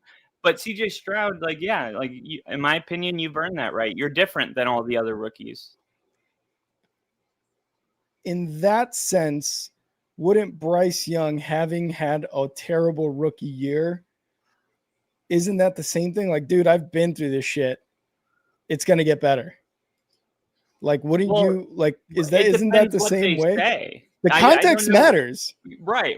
And like, I think a lot of people just looked at body language and decided he big broed him because you could see Caleb was like trying to walk away because he felt so uncomfortable because he's like, no, he just lost the game. I don't want people to view you like you're better than me. But he just lost the game. We're talking about high level athletes. After you lose a game, you don't want that moment. And then the fans came to like defend Caleb because there were other people saying like, look at CJ Stroud, little bro. Like, I think this is completely fan generated because Caleb Williams did feel insecure. I agree, but I don't think that Caleb felt insecure. I think he just lost the game and didn't want to hear advice from a second-year quarterback. I don't think it's insecurity. Didn't want to hear advice from anybody. I don't think he wanted to hear it after a loss. But it probably wasn't advice. It was probably something that he didn't want to hear after a loss, though. That's what I'm saying. When you lose a game, do you want somebody coming up to tell you like whatever it is that Stroud told Caleb after you lost the game? I think Caleb strikes me as a highly emotional person. So he is absolutely. I feel like this wouldn't have even been a thing with Bo because like there would have been no like camera shot. I'm sure that these moments have already happened with Bo. We just don't know about him because he doesn't make a thing about him, you know? Well, I'm not saying that Caleb did, and I'm not saying Bo would, but I'm saying like, well, I've seen the video. Like you could see Caleb was like, just like trying to say like whatever he had to do to get away. Yeah. And he was just kind of nodding, being like, yeah. And then they left. And that's what I'm saying. Like, I just don't think that was the right move there for CJ Stroud to do that. Whether or not he had the any quarterback should try to talk to Caleb Williams. I don't think any quarterback should try to tell another quarterback anything after a loss other than, all right, good game, bro. See ya. You're not a quarterback. Well, neither are you, but you're saying it's fine. It's like, what do you mean? Because this is like the norm. You're the one coming in saying like, no, this actually isn't the norm. And it's like, yeah. Do you watch post-game interactions between quarterbacks and coaches? Do they go on long conversations and talk about, hey, man, this was good. You could do better, blah, blah, blah. That's not what happened. The whole interaction was like 7 seconds. Exactly. That's 6 seconds too long for anyone who just lost the game. I guess if you're insecure. I guess if you think being insecure means you don't want to hear advice after a loss when you're in the NFL. I do. And I guess we'll have to agree to disagree. I do. That wasn't even like, I do. That's exactly what I think. You're ridiculous, dude. I think you are. I don't think like that's ridiculous. Guys are defending something that doesn't need to be defended. Oh, I'm not saying that I'm defending it. I'm just saying, like, I don't think that's the right thing to do. CJ Stroud was the type of quarterback that your quarterback was supposed to be last year. So if that guy has advice, I would listen. Well, CJ Stroud now, I wouldn't listen to shit CJ Stroud tells me. Why? He hasn't missed the playoffs since he's been in the NFL. And he's looked worse ever since that game. He still has 2 playoff wins. That's more than Lamar Jackson. Well, that's true. I'm just saying, I don't think that's the right move to say after a loss in the NFL. Whether it was Caleb, whether it was going deep, wide open, caught. Oh my God. Hunter. You got to put air on that. Oh my God. That's a touchdown. Oh my God. That's a touchdown if he throws this ball. Yeah, if he throws it to the left more with more that air is under it, just that's a an touchdown. Incredible play by Travis Hunter. If Travis Hunter doesn't make an insane catch there, that's like a blown opportunity. Hunter there it goes. Again, back to him. A yard maybe forward progress there. There's a flag down though. Rick and his feelings. Richard, no, I'm not, I swear. What a fucking catch indeed, Ginge. God. Travis Hunter just hit his and he came down over with it 27 and a half receiving yards. Did you have that? Yeah. Nice. He's got 56 now. He doubled it. There's a flag. Brian Thomas Jr. has 47. Not. I just need Strange to have 20. That's their number? I think they drafted him last year in the third round. That sounds right. As Trevor Lawrence is in the shotgun now, takes the snap. Pocket, passing right side. That is going to be his other tight end. Munt, come on. Where's Strange? He's doing strange things in the locker room. And it's going to be a third. Strange is short. Hurt. Second and short. If you guys are watching at home, I'm pretty sure Troy Aikman just said why we have. Yeah, Strange is hurt. Yeah, it looks like he's on the sideline, towel over his head. 2nd and 3. That's great. Under center snap. Hands it off. Up the middle is going to be Tootin. And he gets a first down.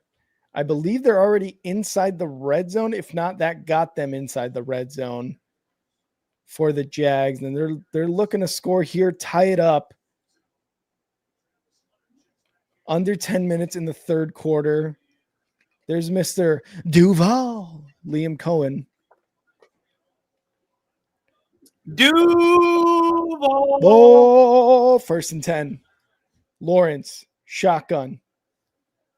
3 receivers, 1 tight end, 1 running back. Inside the 15, takes the snap, hands it off Tootin. Up the middle, 2 yards. Maybe. Damn. I can't believe Strange is out now. There he is, looking sad. Did you have him in the parlay? He and everything else is hit it. Questionable with a hip. Yeah. He's not coming back. 2nd and 8. Lawrence shotgun. Jeez. Ready, say hut. 3 receivers to the right side. Running back takes a snap. Lawrence in the pocket. Under pressure, rolling up himself. Is he going to extend his arm? He does. And he gets a touchdown. This time, it was a lot easier for Trevor Lawrence to get in the end zone. 10-yard rushing touchdown. Wow. And waiting on the extra point so far, it looks like they're about to tie it up with the Chiefs.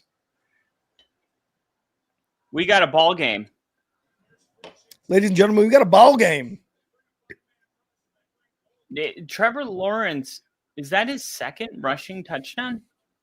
No. The first one was he dove. First one was Strange. I'm thinking of the one he dove and fumbled. Yeah, that was that one. Yeah. Where's ETN? I don't think he's injured, but I think they're just going back and forth between Tootin and ETN. He ran that one from like 15 yards out. It wasn't like they were on the 1 or 2 or 3. Yeah. That's crazy that how many yards does he have? Has he got like 60 rushing yards now? Lawrence? I feel like he keeps running it. 44. He's the leading rusher right now. That's crazy. Which is insane. This is like Josh Allen.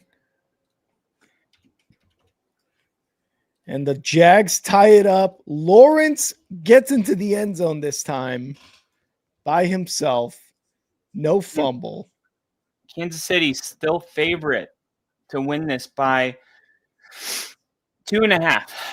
It was Parker Washington who scored that last touchdown.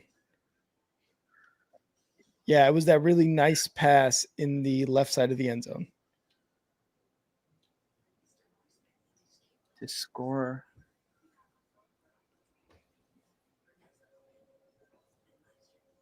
What was the running back's name that they Rashad Smith? For the Jags? Yeah. I don't remember running back. I think that the one they drafted in the 7th round. I'm not too sure. His last name's Smith? Yeah. I don't see anybody on their roster last name Smith. LeQuint Allen. That's the only other running back I'm seeing is LeQuint Allen, who's a rookie this year. Really? And Bazul Tootin is also a rookie this year from Virginia Tech. They got a let me see. Chiefs draft. Kid Cowboy, what up? They got Rashad Smith.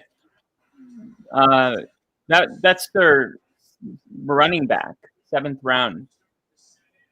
He must be on the practice squad or in the special teams. No, he's been in this game. Like they're starting to use him like. I don't see him on the box score. Unless he hasn't been given a run or a pass. Chiefs taking this kick to about the 33-yard line. Rushing. No, I see him. Rashad Smith. He's number 30. 1 attempt, 4 yards.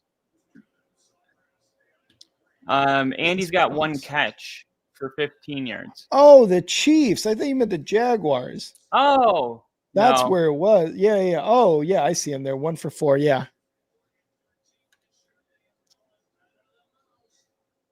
30. Where's the best 4-game start in the last 25 years? SMU, too. That's crazy. Chiefs. That's their best start in 25 years. 1st and 10 from the 32-yard line. Mahomes fakes the handoff. Throws it over the middle. Caught. That is going to be Xavier Worthy. Gets about 9 yards on that reception. Hell yeah. And now he's clutching at his ankle. Of course. I had him getting 2 catches on this drive. And if you're a Chiefs fan like KC is, you don't like what you're seeing right now. God. Did I say Jags? ACL? Hopefully not an ACL. Kid Cowboy. Hopefully not the ACL. Jags, not Chiefs. Did I say Jags 1st and 10? I meant Chiefs 1st and 10. Oh, yeah. It looked like a cleat hit the ankle as the guy was falling on top of him. Okay. I think he's going to be all right. Yeah, we'll see how long they keep him out. They definitely don't want Xavier Worthy hurt. 2nd and 1. Pacheco up the middle, and he's going to get a 1st down. Tough 2 yards there. We'll see if we'll see if he comes back in a couple plays here. Yeah. Because we were literally saying at the beginning, we're like, this offense has looked so much more effective with Xavier Worthy in the offense as their number 1. And it just looked like shit when he was out. So just like Casey said, let's not get Worthy hurt. I forgot Ginger doesn't like Trevor Lawrence. Yeah, Ginger hates Trevor Lawrence, and I am impartial. I'm indifferent. Because of the AFC. This is your Chiefs. But I'm watching my Chiefs. Oh, big run or big Damn. catch there by Pacheco for 11 yards. He gets past 3 guys. First down. I haven't seen Kelsey on this drive. Is that unusual or what? Maybe. There he is on the left side next to Brown. Oh, good. Worthy's back too. Yeah, there he is too. And Hunter is defending Xavier Worthy right now. Mahomes, quick pass, right side, and it's Xavier Worthy. Oh, jukes. Oh, no, he stepped out of bounds, but he almost juked him out of into a first down, but he could not. Second down.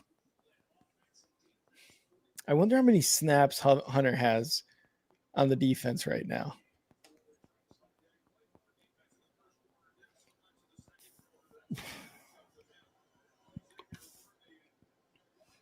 Kid Cowboy, welcome. Kid Cowboy, who's your team? I'm assuming the Cowboys. Yeah, I think we talked about it. I think it was the Cowboys. You're a boys fan. You're a fan of boys. Mahomes hands it off. Pacheco up the middle left side. Gets inside the 30-yard line of the Jags. Helmet comes off and everything. That was so lame. You didn't like that? No, that was so funny though. I like it. I don't like the Chiefs, and I was like, it's pretty cool. I get it. There's emotions running high, but the point I felt like was an anime character type of thing. It was so funny. He's like finally running it hard again. I know. Here we go. Pass left side. And who is that? Is that Thornton? That's Smith. Oh, Smith. Wait, no. That's Smith. Yeah. Is that Brashard? Yeah, that's the rookie.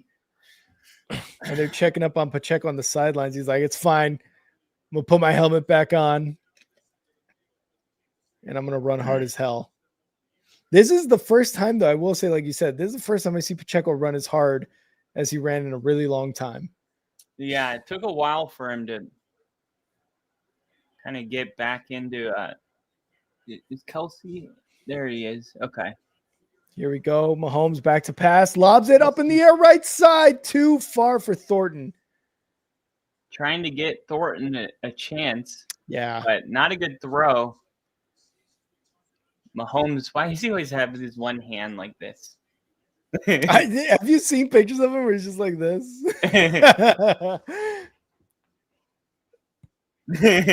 I think that's his signal to the refs, where it's like, guys, I'm gonna need a penalty here. I mean, this is getting out of control. I haven't had a penalty this whole game. Yeah, what the hell, guys? He's going to fake the throw. Rolling right. Going to take it himself and get about 8 yards. A 3rd and 2 upcoming. Nice little fake there by Mahomes. And you got... He is not, Lily. You got, what's his name? Mahomes saying, I can run too. I don't like to, but I can. I don't want to do it. Boo, Matt Nagy. Boo. Dude, I like Matt Nagy. I think he was a good coach for the Bears. Yeah, but until he wasn't. 3rd and 2. Mahomes shotgun. Snap. Looking to pass in the pocket. Over the middle. Wide open and caught. Hollywood Brown. First down inside the point of no return. The 5-yard line.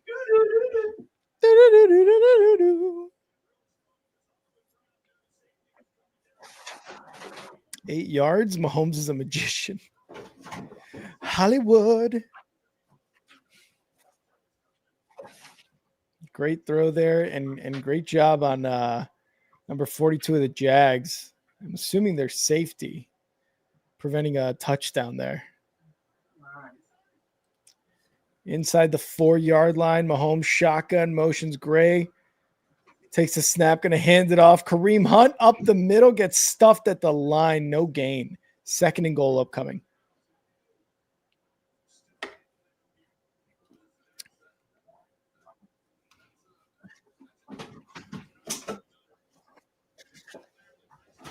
.258 and counting in this third quarter. Mahomes wanting to get a score, go up another touchdown.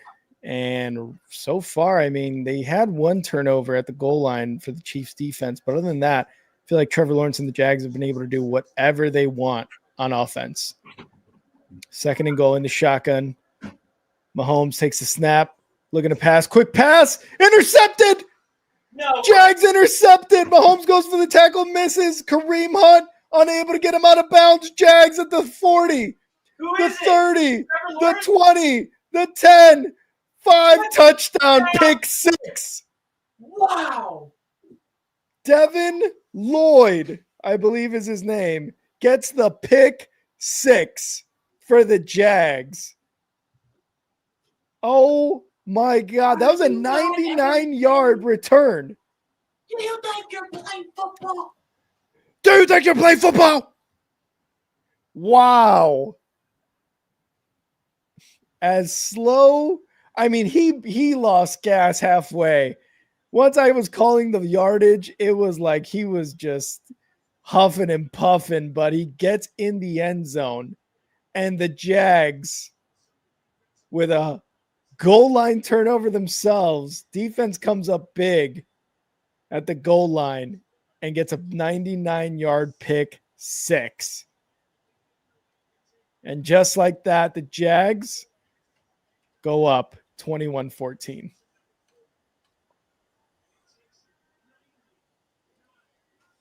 Wow. That one was going to Juju, it seemed like. And Devin Lloyd said, no, thanks. I'll take that. Yeah, kid, that is, yeah. My reaction exactly. D-Rock's loving it. Let's go. Let's go. Just like that, 21-14 Jags. End of the third quarter for the most part. And the Chiefs are now the ones going to be playing catch up here.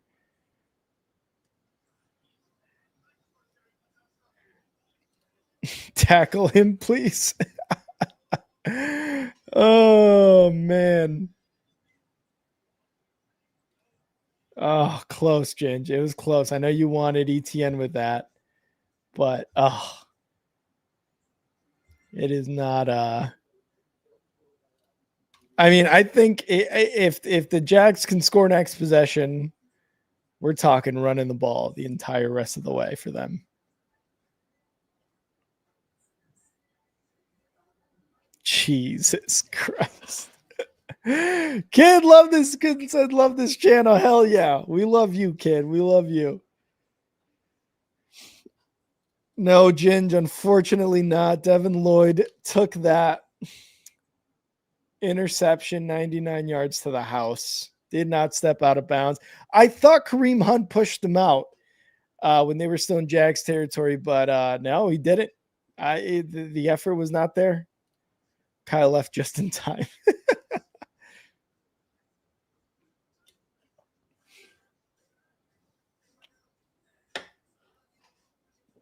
Kid Cowboy, it's the shit. Thanks, Ginge. Family in this piece now, not even a channel. My brothers.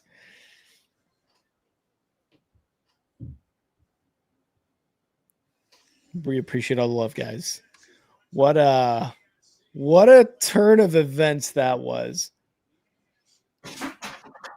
He looked like he was going to do pressure and blitz, and instead Mahomes just throws it right at him. See, right there, I thought Kareem Hunt was going to get him, and Tyquan Thornton was doing everything to get there, gets pushed out of bounds a little bit, and still tried to get him out.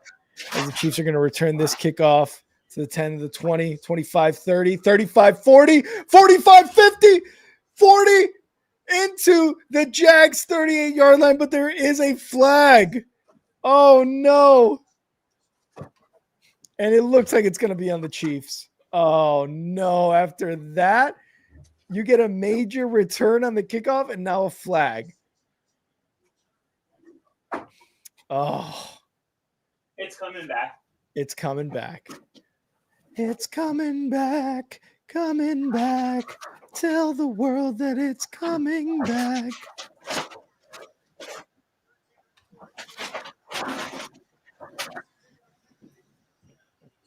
Number 43 on the Chiefs got holding. It's going to be a 10-yard penalty.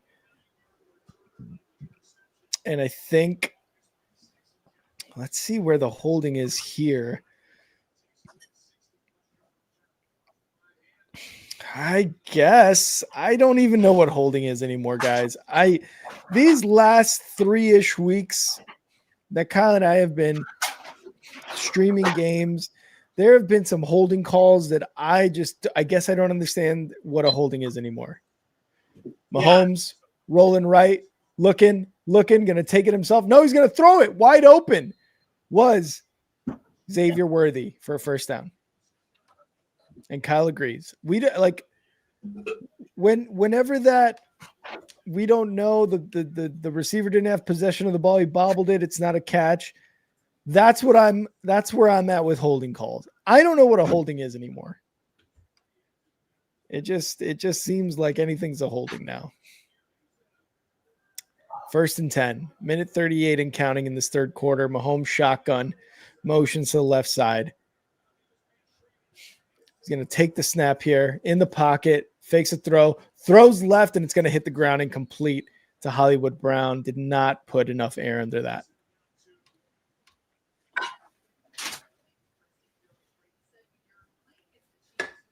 Oh, okay. Devin Lloyd with his 4th interception leads the NFL. And he's a linebacker. Took it all the way to the house. Haven't seen that since the Super Bowl with Harrison. Oh, the Steelers, yeah. 2nd and 10. That one. He was huffing and puffing. Mahomes back to pass. In the pocket, throws left. It's going to be caught. Xavier Worthy had a first down if he just falls backwards. Instead, tries to make a move and gets 8. The only thing good about throwing a pick six is that you get to come right back out on the field. And try to get a touchdown. Yeah, because, I mean, look what happened with Trevor Lawrence, right? He fumbled at the goal line. Next series, went all the way down the field and ran it in for a touchdown himself. So Mahomes is probably looking for that same retribution here on this drive. 3rd and 2. Scattered red fans in a sea of green or teal. Back to pass, Mahomes looking under pressure, going to run it himself for a first down into Jags territory. Goes down around the 44. All right. And now the Chiefs looking like we haven't seen a field goal yet today. No, and I mean, these defenses have let up everything. Like, these defenses are not good right now. They're letting both teams go down the field, no problem. This will be the final play of the third quarter. Mahomes is going to snap, hand it off Pacheco, run left side, gets past a couple guys and gets about 7, but there is a flag here. Down. It's probably going to be on the Chiefs again. And the offensive holding, there it is. Oh, my God. Oh, my God. Well, that is the end of the third quarter. Get your 4s up. Fourth quarter, Jags Chiefs. Jags take the lead 21-14 on a pick 6, 99 yards by Devin Lloyd, their linebacker. And I'm going to grab another beer. I'll be right back. Hell yeah. Rick's grabbing another beer. I love it. Okay, so because of the holding penalty, it's 1st and 20. So I think they're going to do an Xavier Worthy wide receiver screen. So I'm going to do Xavier Worthy to catch a pass. And then it's going to be 2nd and 10. and I think they're going to throw one to Thornton. So we're going to do just them two. Let's do Travis Kelce and Xavier Worthy to catch the ball here, and then let's go Xavier Worthy touchdown. Let's go Travis Etienne. Is Travis Etienne just not going to score today? You and Ginger are wondering the same thing. You and Ginger is in the comments like, Cohen, please give it to Etienne. Please. And I don't know if he's going to give it to Etienne. I'm being honest. I'm like, screw it. Maybe. I feel like Etienne has to bust a run for a touchdown at this point.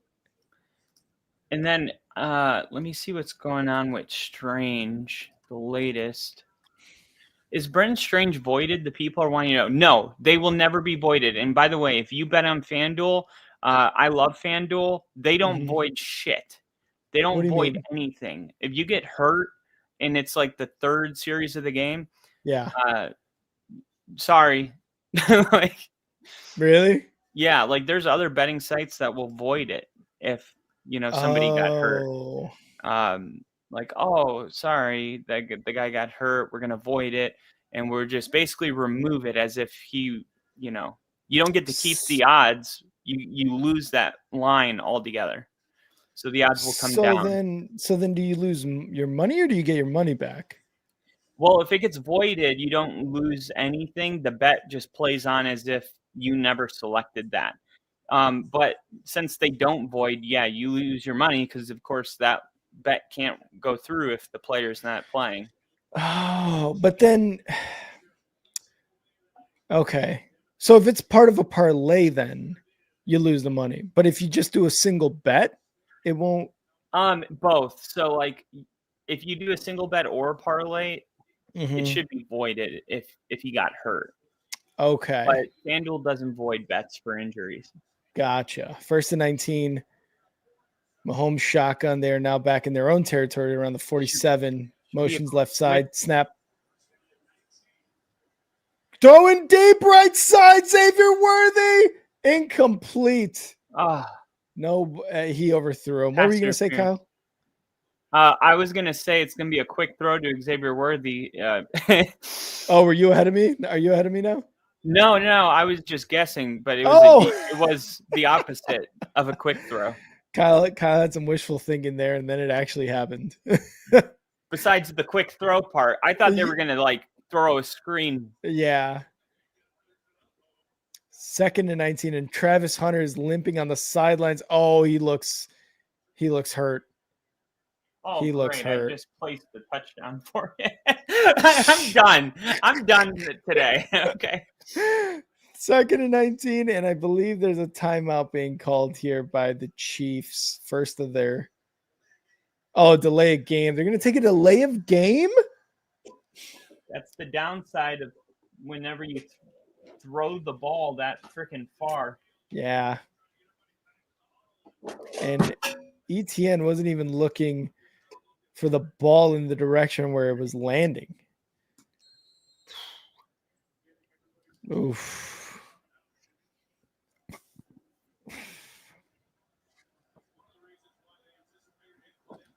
Hunter is injured. Yep. 12 is injured. Yep. Hamstring. Oof. That was one of the reasons why they wanted to be extra careful with how they were going to utilize him. Going deep right side. Oh, great job on the pass breakup there by number 30, Brown of the Jags. Incomplete pass. Wow. 3rd and 24 upcoming, and I don't know if they're going to be able to convert this, but if they can, the drive stays alive and their chances of scoring also stay alive. We'll see if they can draw up a play here to get them 25 yards because that, oh man, he underthrew him. You said it earlier. He puts more air into that. That's probably a touchdown for Thornton. Now they're going to have to hopefully their offensive line holds up. Mahomes will have time. There you go. And he's going to take it himself. and gets back to the original line of scrimmage. 4th and 10 upcoming. I just don't understand why you run there. Mm-hmm. Like, why not? You have a bunch of time. The Mhm. Jaguars only sent 3 people. You had 5 to block. Yep. There's no real time, purposes for you to bail. Mm-hmm. They're running zone. So why not just like wait? Buy time. That's what Mahomes does. Like, Yeah. I don't get it. They're gonna punt it here from the 44 of the Jags. Snap. Watch the fake. No fake there. And it's gonna be fair caught at the 12-yard line. That is where the Jaguars are gonna start their next drive. Kyle, do the Jags score at least a field goal on this next drive? Or can the Chiefs defense hold? Something's telling me that the Chiefs defense is going to hold. And for that reason, I'm going to say they score. I'm kidding. For that reason, I'm out. Yeah, I think their defense is going to hold them. Jacksonville's, you think about it, they've only gone on 2 touchdown drives. They've been able to move the ball, but for whatever reason, Jacksonville decided to get away from what they do well. I mean, last week you're on the road against a Niners team, and ETN has like 160 yards, and you look at today's game, and you're trying to figure out, okay, so why aren't they running the ball? Because ETN should have way more rushing attempts than he has. I mean, there's no scenario where you should be in the middle of the 4th quarter and ETN, at least single digits receiving wise, he has, what is that, 2 catches? He has 9 carries. Yes. 9 single digit carries in the 4th quarter after last week. No way. Trevor Lawrence has 7 when he's a quarterback. 9 carries for 37 yards. I mean, now let's see. Rushing offense. Let's go at rushing attempts per game. Jacksonville, they're 3rd in the league in rushing yards, and they're 6th with 28 rushing attempts per game. 9, 16, 20. They have 20 this game. Just like get rid of Trevor Lawrence's, because those are like not designed runs. You know what I mean? Like 13. I'm talking about 13. Hey, we're calling a run on this play. Go out there and run the football. No shit runs. Unless Trevor Lawrence had maybe a couple design draws. I'm not sure. But overall, this is a team that runs the football well, and they're usually running it. So why, when teams play Kansas City, I think this is getting cute. A classic case of, hey, let's just play a different style of football today. Yep. Why? Exactly. And thank God for the pick 6. But I'm the kind of fan that just because I'm in the lead doesn't mean I wouldn't be pissed off. I want to see them get back to the ground game, especially to close out this game. And Lawrence is going to throw the ball complete for about 3 yards. I agree. I don't know why you're going away from the run. You have 13 attempts from your running backs. And like you said, there's some design draws in there for Lawrence, but unless ETN is nursing an injury or something, or you are seeing something different from the Kansas City Chiefs defense that's not allowing you to run the ball more effectively, I don't see why you don't run the ball. But we'll see here if they go back to it. 2nd and 7, Lawrence shotgun at the 14-yard line, takes a snap, back to pass, throws over the right side, intercepted. Chiefs intercepted inside the red zone is where their next drive will start. And Lawrence is looking at the refs like, no flag? Yeah, and then their next 2. Wow. McDuffie. No sense.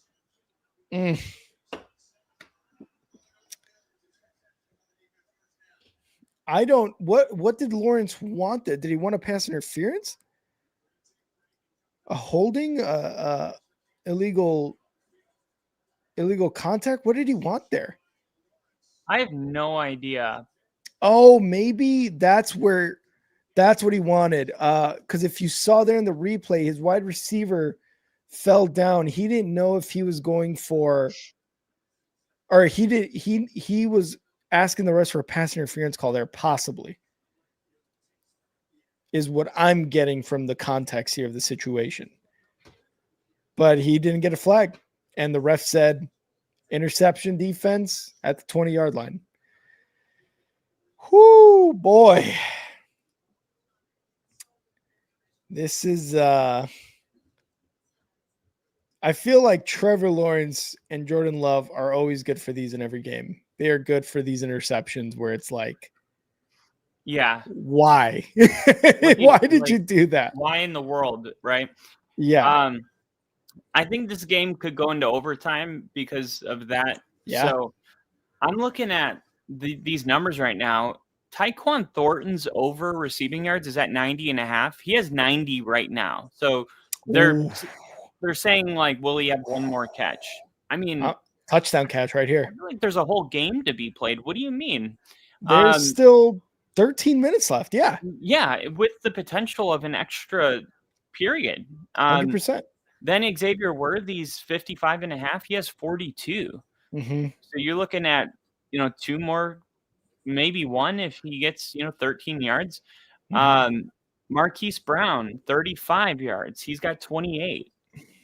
Like, that's been somewhere where they've gone with the ball. That's 7 more yards, and then Kelsey to have 11 more yards, which Mahomes relies on him way more in these end-of-game situations. So then Etienne over 12.5. He has 12. I mean, so one more dump off to Etienne. And then Brian Thomas Jr. over 61.5. So 14 yards more for him. $5 pays 225. But literally 5 of the 7 are just one more catch and that they're going to hit. Yeah. This is why I love live game betting. It's so much better than before the game. Oh, that's what Lawrence was looking for. And Mahomes is going to fake the throw or get the throw off to Kelsey. First down inside the point of no return, first and goal. So if you saw the replay there, it was almost similar to what did you call the play where a receiver goes a yard up, stands there, and then the defender bumps into him? The rub route? Rub route, yeah. Yeah, I think that's what was happening there. The defender for KC was going to block his or defend his guy and instead bumped into the receiver. That is what Lawrence was looking at the refs for. And Mahomes hands it off. Kareem Hunt, touchdown. There it is. Boom. There it is. And he's going to army crawl. Oh, thriller. Awesome. I had their 8th drive ending in a touchdown. Travis Kelce hit his over. Nice. So all I need now for the Chiefs is Tyquan Thornton to have one more catch along with Worthy and Brown. This is going to be a good game. I feel like this is going to go back and forth still. 12 minutes, 20 seconds left in this fourth quarter. Tied up if they make this extra point at 21. And we're going to see here. I never speak the Denver score. Went for 2, kind of in the same situation the Chiefs are in right now. No. Yeah. A lot less time on the clock, though, I will say. I think I love the going for 2 because you saw how much of a factor that actually was by the end of the game when they were down by 4 points because they actually got into field goal range. That would have gone to overtime if Sean didn't go for 2. Oh, if they didn't get that first down? If they didn't get the 2-point conversion, it would have been a 3-point game. Oh, yeah. So if that was the case, like the Eagles got into field goal range, but they couldn't kick a field goal because they were down 4. Yep.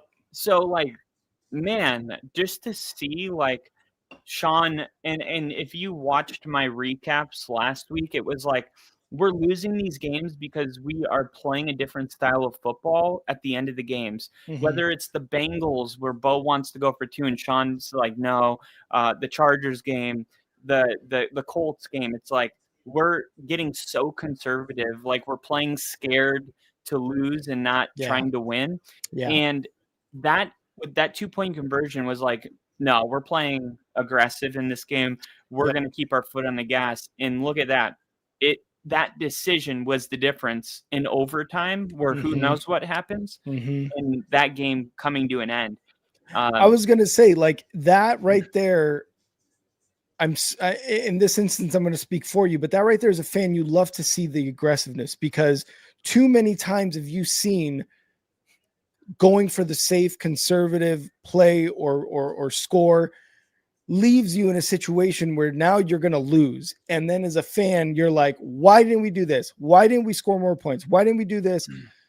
And now you're like, okay, now not only does Sean in this instance, right, for the Broncos going for 2 here, but now he knows that they're getting it and that they're getting it in an effective way, and moving forward, they can call those plays with a little more confidence instead of, in a sense, playing scared or playing conservative football, when all you want is to manhandle your opponent, which is, I think, what every coach and NFL team should do. Yeah, absolutely. And just a reminder, yesterday, that was me hitting big 200. Yeah, boy. 256 yesterday. Doubleheader next Monday. Bears, Commanders, Bills, Falcons. Bills, extra day of rest. How do you feel about these double headers?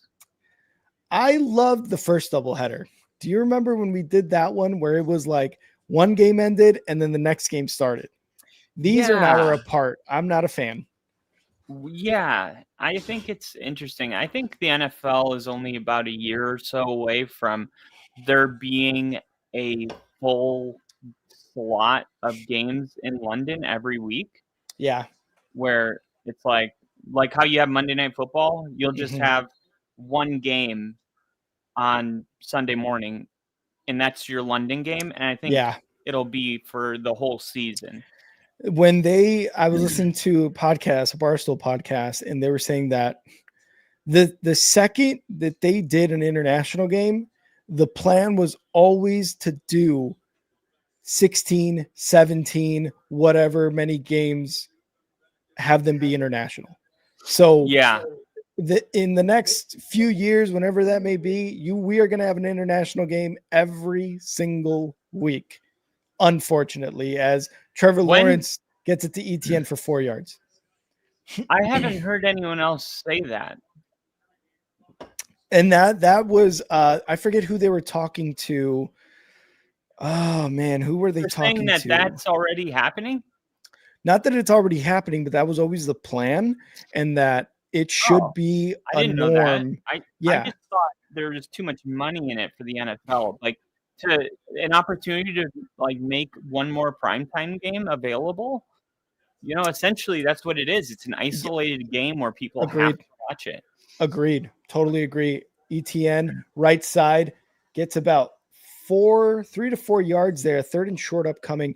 I forget who they were talking to, but it was someone who was in either a media personality or a former player that was like, yeah, that's kind of what's going to be in the works here soon, because we've seen it increase international games wise from 1 to 2 to 3 to 4, right? So they're taking up a quarter of the season now with international games. I mean, Jacksonville last year played 2 in a row.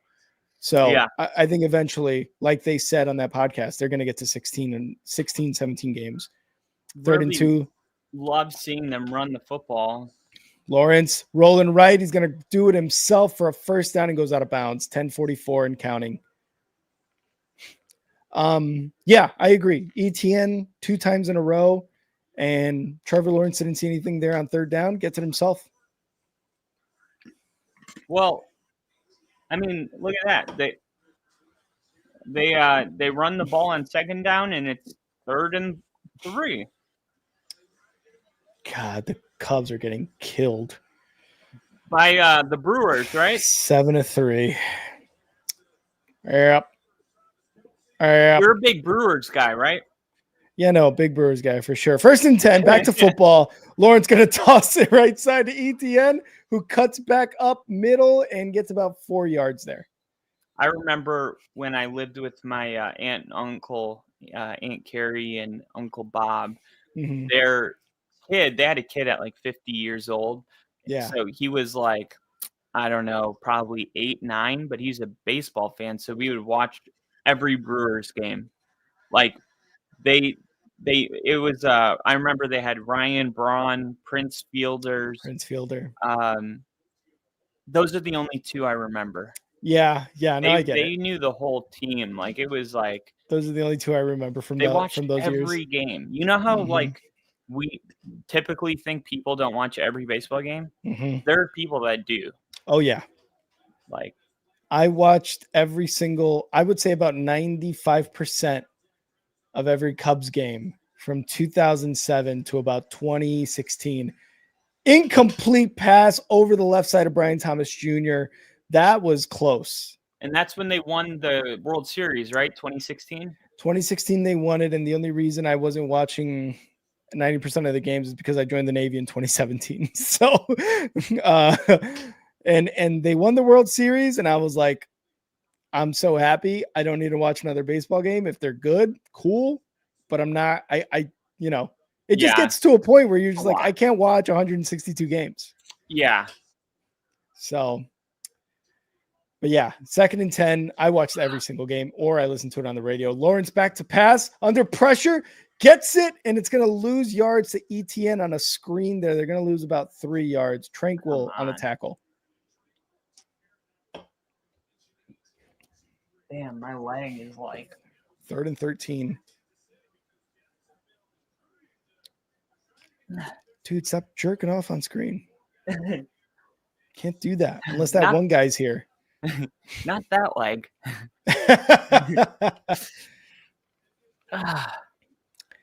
Yeah, they're going to be 3rd and 13 here. Tranquil with a good tackle for loss. 9 minutes left in the 4th quarter. Lawrence in the shotgun, trips left, takes the snap. Under pressure, Chiefs throws it over the middle, and it's going to be caught. And it's going to be Hunter. Makes a move. Oh, close. Gets about 8 yards. This is when you go for it. Oh, they got a great kicker. They're going to field it. Yeah. I was going to say, like, when you have a kicker that makes one from 60, what was it, 70? 70-yard field goal? Yeah, in the preseason, yeah. Yeah, you all of a sudden these decisions are a lot easier. Yeah. And here it is. 52-yard attempt. I hate how they say, like, he hit from 70 during the preseason, like they play on a different field or something. Little snap, hold, kick, and it goes through the uprights. Jags go 24-21. I know what you mean. Like, it's like, okay, I could understand if like a quarterback came out and they're like, he threw for 500 yards in the preseason. Yeah, give me the context. A kicker is kicking the same, the upright is the same distance. You know, there's nothing about preseason that deserves to be mentioned, in my opinion, with kicking. And that's the only thing that's like that. Everything else should be given context of preseason. Like kicking, I don't understand. It's like, it was preseason, but it was preseason. Okay, so maybe the moment wasn't as nerve-wracking. Well, what if okay, I'm going to take the Bears example here when they blocked the Raiders kick, because the long snapper for the Bears told a lot of the special teams guys, hey, this long snapper for the Raiders, he makes this move, and it almost, I forget exactly what it was described as, but he makes this move right before he's about to snap the ball. Josh Blackwell, who blocked the kick against the Raiders, took note of that. He talked about it in the post-game interview, and he said, if he didn't tell me that, I don't know if I would have blocked that. So maybe the preseason with the kicks, for example, like you're saying, maybe that has something to do with it too. Maybe some guys catch something that the long snapper or the kicker's doing that you're like, hey, I think we could take advantage of this. Similar to when the Packers blocked Cairo Santos' kick last season. Yeah. Bisaccia told him, hey, load up on the left side of their line, rush it, jump up, whatever, do whatever it is. And Bisaccia, who's a special teams coordinator for the Packers, they got to block kick and they got to win there. So maybe I see what you're saying, but maybe that also like tape has to do something with that as well. But I still agree. A kicker's going to do what a kicker's going to do preseason, regular season, postseason. It's the same guy. And if he, I guess why it is important is like if he kicked it from 70 in the preseason, that tells you that he has the leg, right? If nothing else, yes, absolutely tells you he's got the leg. And I do like this comment by Jinja. There are pressure moments and all that go into it not being preseason, and that's a very good right. Good and I'm argument. not saying it should be in the record book. Mm-hmm. I'm just saying, yeah. I'm just saying if he can kick a 70-yard field goal during a preseason or NFL game, mm-hmm. that tells me that this guy can kick a 70-yard field goal in the regular season. That's pretty much all I'm saying is like, yeah. If it was a 70-yarder for like the win, the context that he had done it in the preseason, I would be inclined to actually throw him out there instead of attempting a Hail Mary. 100%. I feel like if I was a head coach too, I'm like, okay, you hit a 70-yarder in preseason. We need a game-winning field goal. We're down 2. We're down 1. Fuck it. It's 2 seconds left, and we have a 70-yard attempt here. We may as well try that instead of going for a Hail Mary that for the most part may not work. So yeah, I agree with that as well. You know, obviously wind. I mean, this hypothetical is getting out of hand. Obviously. Unless you're Aaron Rodgers. Yeah. Well, is the moon in retrograde or is it a full moon? Are we in Colorado? Are we in Denver? What's going on with the air quality? Crazy. Yeah. Yeah. Dude, imagine if he was in Colorado. Like that means he could kick Air's like thin. a 73-yarder. Air's thin. That's crazy. And a penalty pushes him back to the 14-yard line. Mahomes shotgun takes a snap, hands it off. Pacheco left side. Oh, big hit. And he's going to get about 5 yards. Pacheco, man, you gotta love his energy. You gotta love his energy. I love a football play where both the guys that made the hit and the running back both are celebrating. And when they dap each other up, like, "Hey, man, good hit, good run, good whatever." I like, can appreciate that. Look, Pacheco's like, "Oh yeah, we're not gonna get it," but the two Jags were like, "Good shit," and then Pacheco's like, "Let's go," and it's like that's a play where it's like everyone's feeling good. Everybody wins. 2nd and 6. Mahomes back to pass in the pocket, gonna scramble left, take it himself to the 30, all the way to about the 33-yard line on a scramble and goes out of bounds. So whenever I see like a game between a prolific wide receiver, a lot of times I'll see like Jamar Chase get like a really crazy hard fought catch on Surtain. And then Surtain they'll be like kind of talking and like I'll see Jamar Chase like kind of like smack Surtain on the ass like in a way that's like, you know, good shit, like mutual respect. Does that bother you? The mutual respect thing in the middle of the game? No. Mahomes back to pass in the pocket, looking over the middle, caught, and I believe that's Kelsey. Oh, Smith-Schuster. I like that in the game. Like how we just saw Pacheco and the Jags guy. Like, I love the respect there because it's almost like when UFC fighters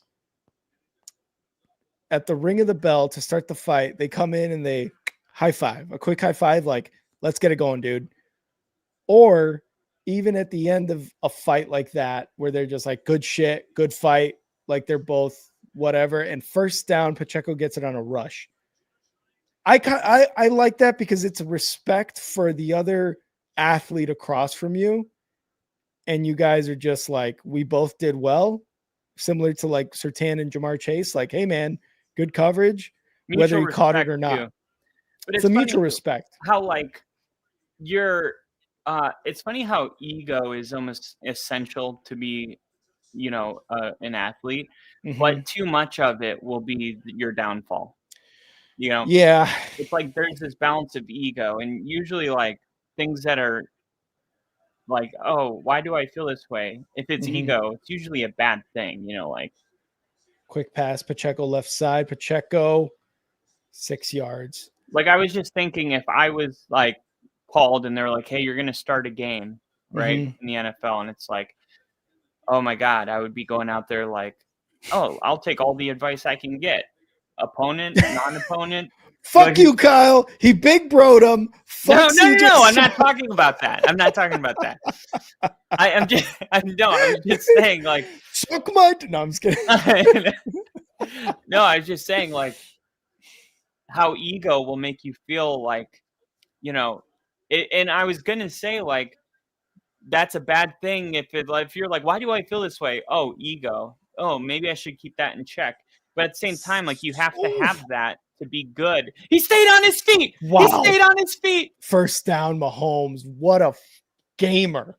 It's hard to know, like, are these guys just trying not to get a penalty, or are they like struggling to bring him down? Because there's so many different times where it's like, all right, I got him, but I don't want to. That's just lazy. Look, because 52 is like 91 lets him go because he's like 52 is going to clean it up, and 52 is like 91's got. This is just bad body language from the defense here. Mahomes under center. They are not swarming. Snap. Hands it off. Hunt. Oh! Hurdles a player and gets 7 yards on that play. Kareem Hunt still got it. Wow. Man, this Broncos defense would never let Mahomes run around like this Jags defense is. Head on fire. Comment to the stream right here. Hunt jumping like Mario. Rushing yards per game. Like, how's Jacksonville's defense doing in opponent yards per game? Yeah. They're 2nd and 4. 16 minutes left. 316 total yards per game allowed. Over the right side, caught. And that is Kelsey. Inside the 30 for a first down. Mahomes and the Chiefs going down the field right now. They still have 3 timeouts, so they got to start thinking, okay, well, how do we want to deal with this? Because obviously the Chiefs are thinking we could, take the clock all the way down, score a touchdown.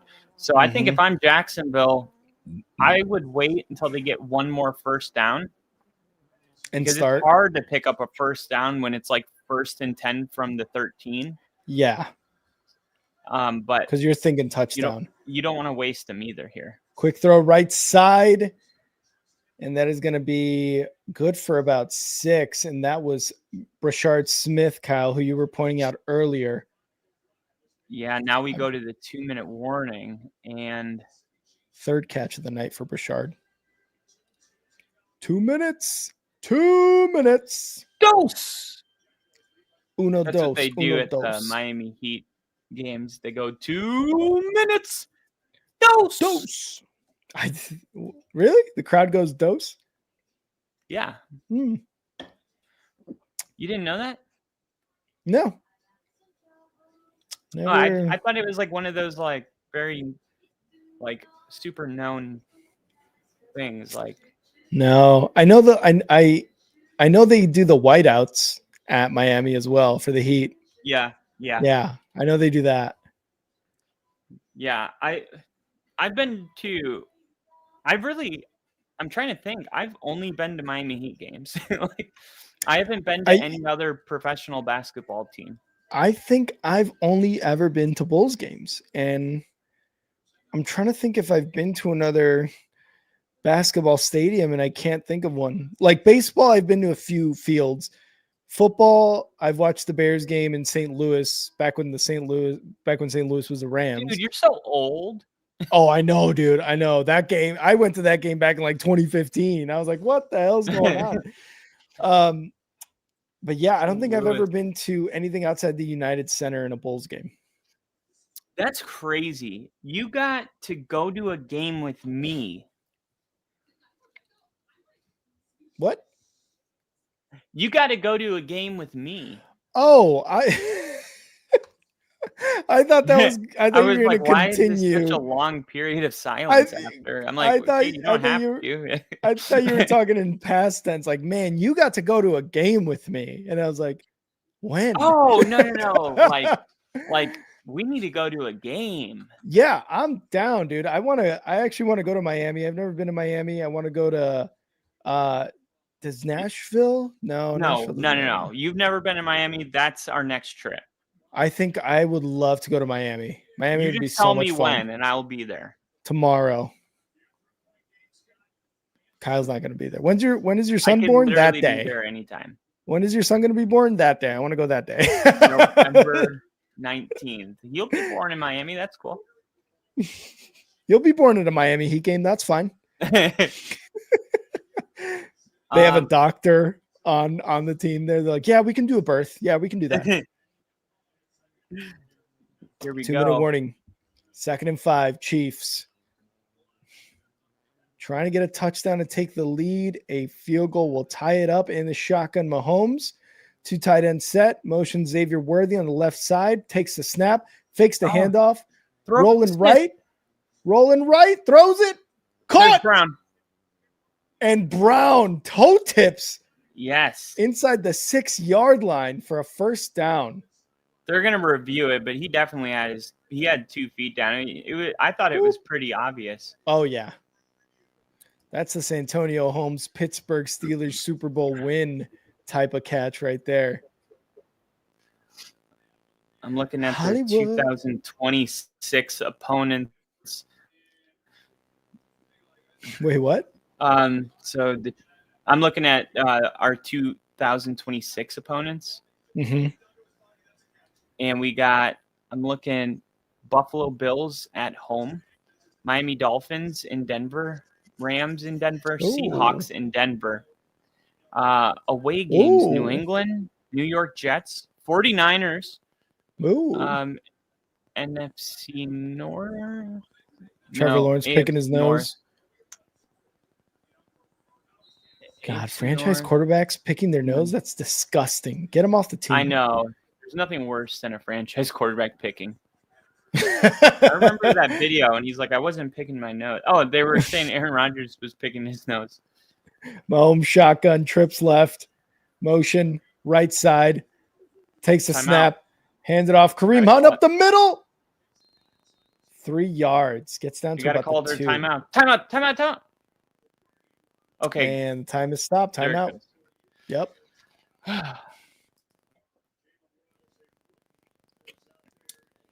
I'm thinking like, okay, they win the Super Bowl. Mm-hmm. I'm looking at these like opponents next. I'm like the Jets, and it looks like they're playing the NFC West and the AFC East. So Jets, Patriots, Bills, and Dolphins, and then I mean, how would you rank the AFC East as one of the more difficult divisions? No, one of the easier divisions. I mean, other than the Bills, it's probably you're winning 3 out of those 4 games if your team is competent enough. You know? Yeah. And Mahomes shotgun takes a snap. Kareem Hunt walking in, touchdown. Second touchdown of the night, waves to the crowd. The Bills will be the hardest team to face. The Jets defense, unless it improves vastly from this year, can be difficult. But the Dolphins and the Patriots, I haven't seen enough from any of those teams, defensive or offensively, to really be scared of them. Yeah. But the Patriots did just beat the Bills last night. So that counts for something. I would go for 2 if I was the Chiefs. And it's going to be 28-24. I'd go for 2. I mean, I'm kind of joking, but the reason it would be cool is because if Jacksonville somehow like scores really quick, the Chiefs kick a field goal and they win by 1. And if they don't get the 2-point conversion, well, then if Jacksonville kicks the field goal, they tie it. Either way, they're tying or winning. If Jacksonville somehow scores a touchdown instead of a field goal, I'll just put it this way. I think that when they moved the extra point to a 35-yard field goal, I think they thought there would be a lot more 2-point conversions. And it really hasn't changed anything. The game hasn't changed at all. Yeah, you have some extra points that get missed, but I'm just surprised we don't see more of this. Let's say Jacksonville on one of their 3 touchdowns would have gone for 2. Well, guess what? They would be a field goal away from tying right now. Yep. And instead, they need a touchdown. And this is why bad kick. Damn. And this is why I don't know why they don't do it more often. Because why not? Because the way I look at it is if you don't get the 2-point conversion, well, you need a touchdown anyway. So you have points to spare. If you're the Jags or the Chiefs? If you're the Jags, if they go for 2 and got it, they would have 25. And if they didn't get it, then they would have 22. But either way, a touchdown wins the game here. So you're saying if they score a touchdown, they make it 30 to 28. Well, I'm saying they should have gone for 2 on their last touchdown. Oh, I'm picking up what you're putting down now. Minute 45 left. Jaguars have 2 timeouts. Lawrence in the pocket, under pressure, rolling right now. He's going to maybe take it himself, and he gets about 6 yards on that rush. Second and 4 upcoming. Man, if you're going to spend that much time, your receivers have to get open. Yeah. I mean, who was it? Kelsey Thornton did it for Mahomes. You got to snap this ball, man. Snap, back in the pocket. Lawrence under pressure, looking downfield, and is going to get sacked. They need to call timeout here. This is a huge timeout. Yeah, and it looks like they're calling a timeout. Yeah, I'm so glad that we have a coach that knows when to call timeouts, except for that first half. Yeah, that one was a little. That Jags fan is feeling. There was a scenario in what was it? The Chargers game where this exact thing happened, but it was the first half, and we didn't call a timeout, and 30 seconds came off the clock, and then they were double whammy because you're rushed into a third down play where if you don't convert, the whole thing's over in the first half. So I'm like, why wouldn't you call a timeout there? You still save one, and you get into a good third down play where you're not rushed. But instead, they did that, and the Chargers were able to score before the half, and I was just so pissed about it. So good job on Leon Combs, seeing the sack, saving the time, getting a good play in here. 3rd and 7. Lawrence shotgun, 4 receivers, 1 running back to his left, takes the snap in the pocket, looking, throwing deep right side. What a ball! Look at that, Brian Thomas catch. Wow, Brian Thomas. Oh my God. 1st and 10, 54 seconds left. I saw this ball, and it was just outside. Ooh. I mean, literally, he could not have walked down the field and handed it to him better. Look at this throw, back foot. Oh my God, that is the throw of the year, maybe. Wow. Both feet were definitely inside the 24-yard line. Lawrence shotgun. Takes the snap in the pocket, looking, throws left. Wow. Caught. And that's De'Ami Brown. First down, clock stops, 48 seconds left. You almost don't want to score too quickly here.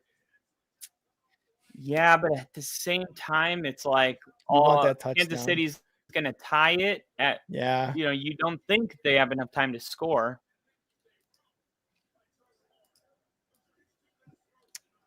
Here we go at the 12-yard line. Lawrence shotgun motioning to his right side. This is overtime. 31-31 overtime. I'm calling it. Takes a snap. Looking to pass in the pocket under pressure. Over the middle. Caught. Incomplete. Oh, De'Ami Brown wants a flag, but there's no flag. how about you 44 catch seconds. the ball, dude? Instead of wanting a flag, how about you come down with one? Yeah. You got to catch that. Let's see.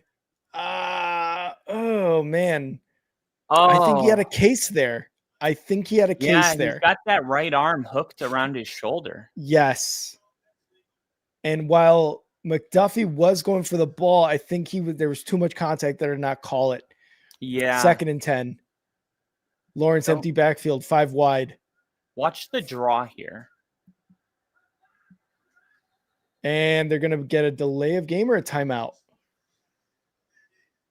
Delay of game. Oof. How does that happen? I don't know, dude. You're at home. How does that happen? You are at home. What are you doing? That is frustrating if you're a Jags fan. Where is the play clock? There it is. And you could tell Lawrence was like clapping, like, let's go. But it just. The center was just holding the ball. Yeah. I saw the claps. He thought he was like trying to hard count him. Empty backfield, 5 wide. Lawrence takes the snap under pressure immediately. And that play, it gains some yards. It looked like it was going to lose some yards. You're looking at a 3rd down and long here. Another timeout. We know that the Chiefs have plenty of time to get in the field goal range as it sits now. Mm-hmm. If they pick up a 1st down, they can still call their timeouts. And, I feel that Kansas City is at least going to have like 20 seconds to get in field goal range. Yeah. And we've seen them do it. Almost everyone from that divisional game against the Bills is on this team. At least the most important players are. So they can definitely do it with 20 seconds. 38 seconds, 3rd and 13. Jaguars at the 14-yard line. Lawrence in the shotgun. That's a PI. Takes a snap. It doesn't matter. Throw. Oh, sorry. Going left. I thought we were in sync just now. And that's a PI. 1st and goal. I'm ahead of you now. Okay, I don't know how that happened. We've been on the same thing this whole time. I'm going to fast forward. What are you seeing right now? The ref pass interference. Defense. Okay. Balls played, spotted foul. 1st down. And yeah, I mean, that was definitely PI. As soon as I saw it, it was PI. I'm like, there's McDuffie. what I was talking about earlier, where the corner has his back turned. Yeah. Brian Thomas Jr. is able to stop and jump, and then he runs into him because he doesn't have his head turned. Have you seen Connor celebrate? Yeah, now Lawrence motion. Okay. Under center motion. Oh my God. He gets he trips. Touchdown. Oh my God. Lawrence, touchdown. Oh my God. Wow. Oh my God. Lawrence stumbled, fell, got up, evaded a tackle and a sack, and got in the end zone. There's a flag. Defensive holding, the touchdown stands. Oh my God. Who's got it better than us? Wow. Liam Cohen is like, phew. I love it. I absolutely love it. This is about the amount of time I thought Kansas City would have too. 23 seconds. Yeah. They got all 3 timeouts. We're going to overtime, baby. We're going to overtime. And this is the brand new Jacksonville Jaguars. They're gritty. They don't quit. And like Jin just said, there's mistakes where you're just like, what is that? Yeah. But then there's these moments of brilliance that I believe we're going to start seeing more of and lesser of the bad stuff. Yeah. And he trips over his lineman's foot. Yeah, lineman foot, the old just great job by him not giving up on that play. Yeah. I'm just gonna, give up right here. The play's over. And then the Mhm. old Michael Myers is chasing you where you get up and you fall again. But second time's the charm, right? Third That time, was I good. guess. That was good. I like that. That was good. Oh, fuck. I'm about to die. Let me get up regardless of what's going on around me. Love that. Wow. This was always going to be an awesome game. Yeah. And Jacksonville showed up and they're having a great. This is awesome, man. This is awesome. This is good for the city. This is good for the program. This is good for the NFL. I love when Jacksonville is just like when there's a buzz in Jacksonville. I love it because I'm like, when the NFL teams that have struggled, for most of my life, Jacksonville was blacklisted in Jacksonville. Yeah. Here we go. Here's the return for Kansas City. 20, 30, 35. Great start there. And there's a flag, and it's going to be on Kansas City again. Their special teams sucks. Why are they taking it out? Why wouldn't you? Oh, my God. Sorry, but why wouldn't you take the 23 seconds and just start at the 35? And I don't know. It's Cochran again. Number 43 gets caught for a holding. Where? And I don't know. And I think it's because the guy was going for it while he's still blocking him, but moving backwards. I just don't understand why we keep seeing these balls getting returned. Why wouldn't you take the touchback at the 35 and save the time? Oh, God. Is that like Mahomes back to pass in the pocket, looking, going deep over the middle. Oh my God. Almost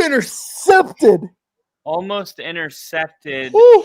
That was 9 seconds. Wow. Now, how much time did they have when that play before it was snapped? 16 seconds. That was a 7-second play. 7-second play. So I'm wondering if it's even possible. Damn. I'm wondering it. The only way it's possible is if they throw a deep ball, draw PI, which automatically, even if there's 0 seconds, allows one more play.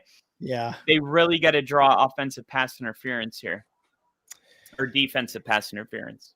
4 wide, Mahomes back to pass, thrown over the middle. And what are we doing, Brown? Look for the ball. This is exactly what I'm talking about with Hollywood Brown. It's like, these are not guys you can rely on. It hits him in the shoulder pad. That is, he's still running. Mm-hmm. He didn't even realize that was the ball that hit him. Yep. Oh, God. They had opportunities. Now they really need a pass interference call. The best thing they could do is get Xavier Worthy over the middle of the field and hope that he could get down with his speed. 3rd and 10. Over the middle, caught Kelsey. Timeout. And 2 seconds. So it is a Hail Mary situation here. It might even be a lateral type of situation here for the Chiefs, unless they want to take a 112-yard field goal attempt. I mean, you absolutely, in my opinion, it's much more likely to draw pass interference than to try to do this lateral play. Oh, man, he catches that. He's up to the 40-yard line there. You really have to, man. I know that's like, you really have to draw this pass interference. Cortland Sutton, I think, is like the best at this. He knows how to draw it. They need somebody to be that guy.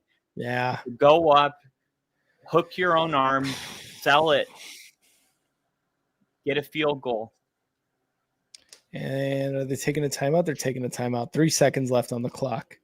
And I don't get it. Like, you just took a timeout. I thought you can't take back-to-back timeouts. There's a flag. There it is. Even the announcer said it like that was back-to-back. Ginger said, fuck football. See ya. Isn't that a 5-second run-up? I guess okay, not. It's a 5-yard penalty because it would have been a delay of game. So, I mean, like, what are you doing? Like, we're giving Trevor Lawrence a hard time, but like Mahomes calling back-to-back penalties, like I know that. Calling back-to-back timeouts. Yeah. And why are we returning that out of the end zone anyway? At the 24, 23, Mahomes back to pass is going to have all day, is going to launch it. And incomplete. Jags win 31-28 for everything that Lawrence did at the goal line and fumbling the ball. He made up for it with 2 rushing touchdowns to win this game and a passing touchdown as well. Wow. Ginger's so mad. What happened, Ginger? Well, that's a AFC South. No, he said rival. It cost him $1,000. Oh yeah, I guess ETN. He needed ETN to score. Kind of how you were saying, like, where the fuck is ETN? That's what he was thinking as well. Wow. Jacksonville comes back, man. I know they were down in the first half, but they scored 24 points in the second half.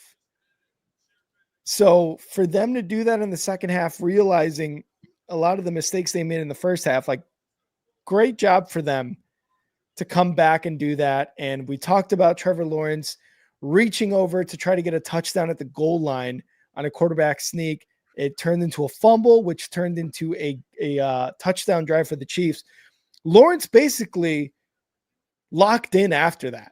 He said, I'm going to get this team to a dub.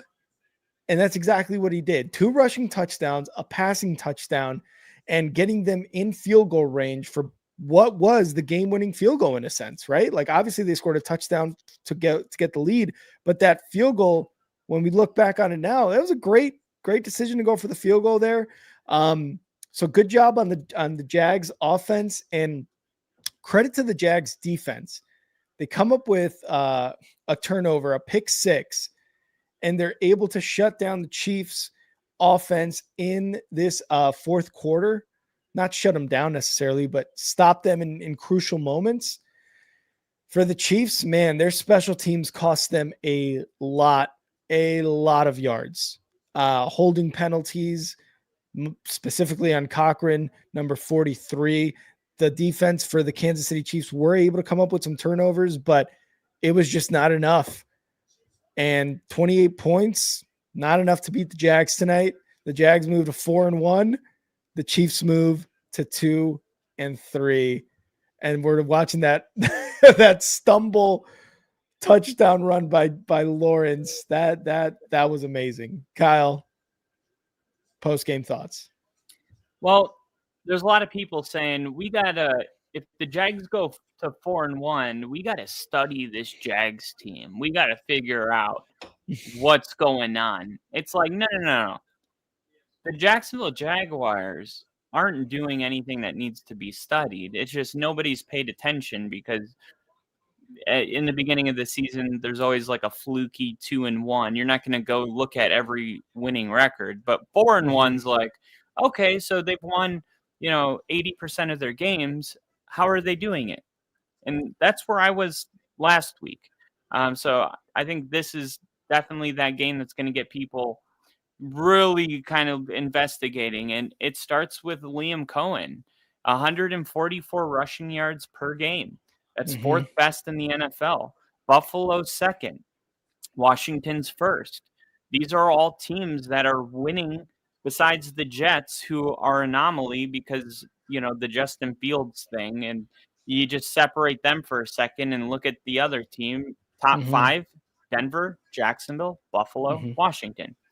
These are teams running the football. When you can run the football well, you're going to win your football games. You're going to control time of possession.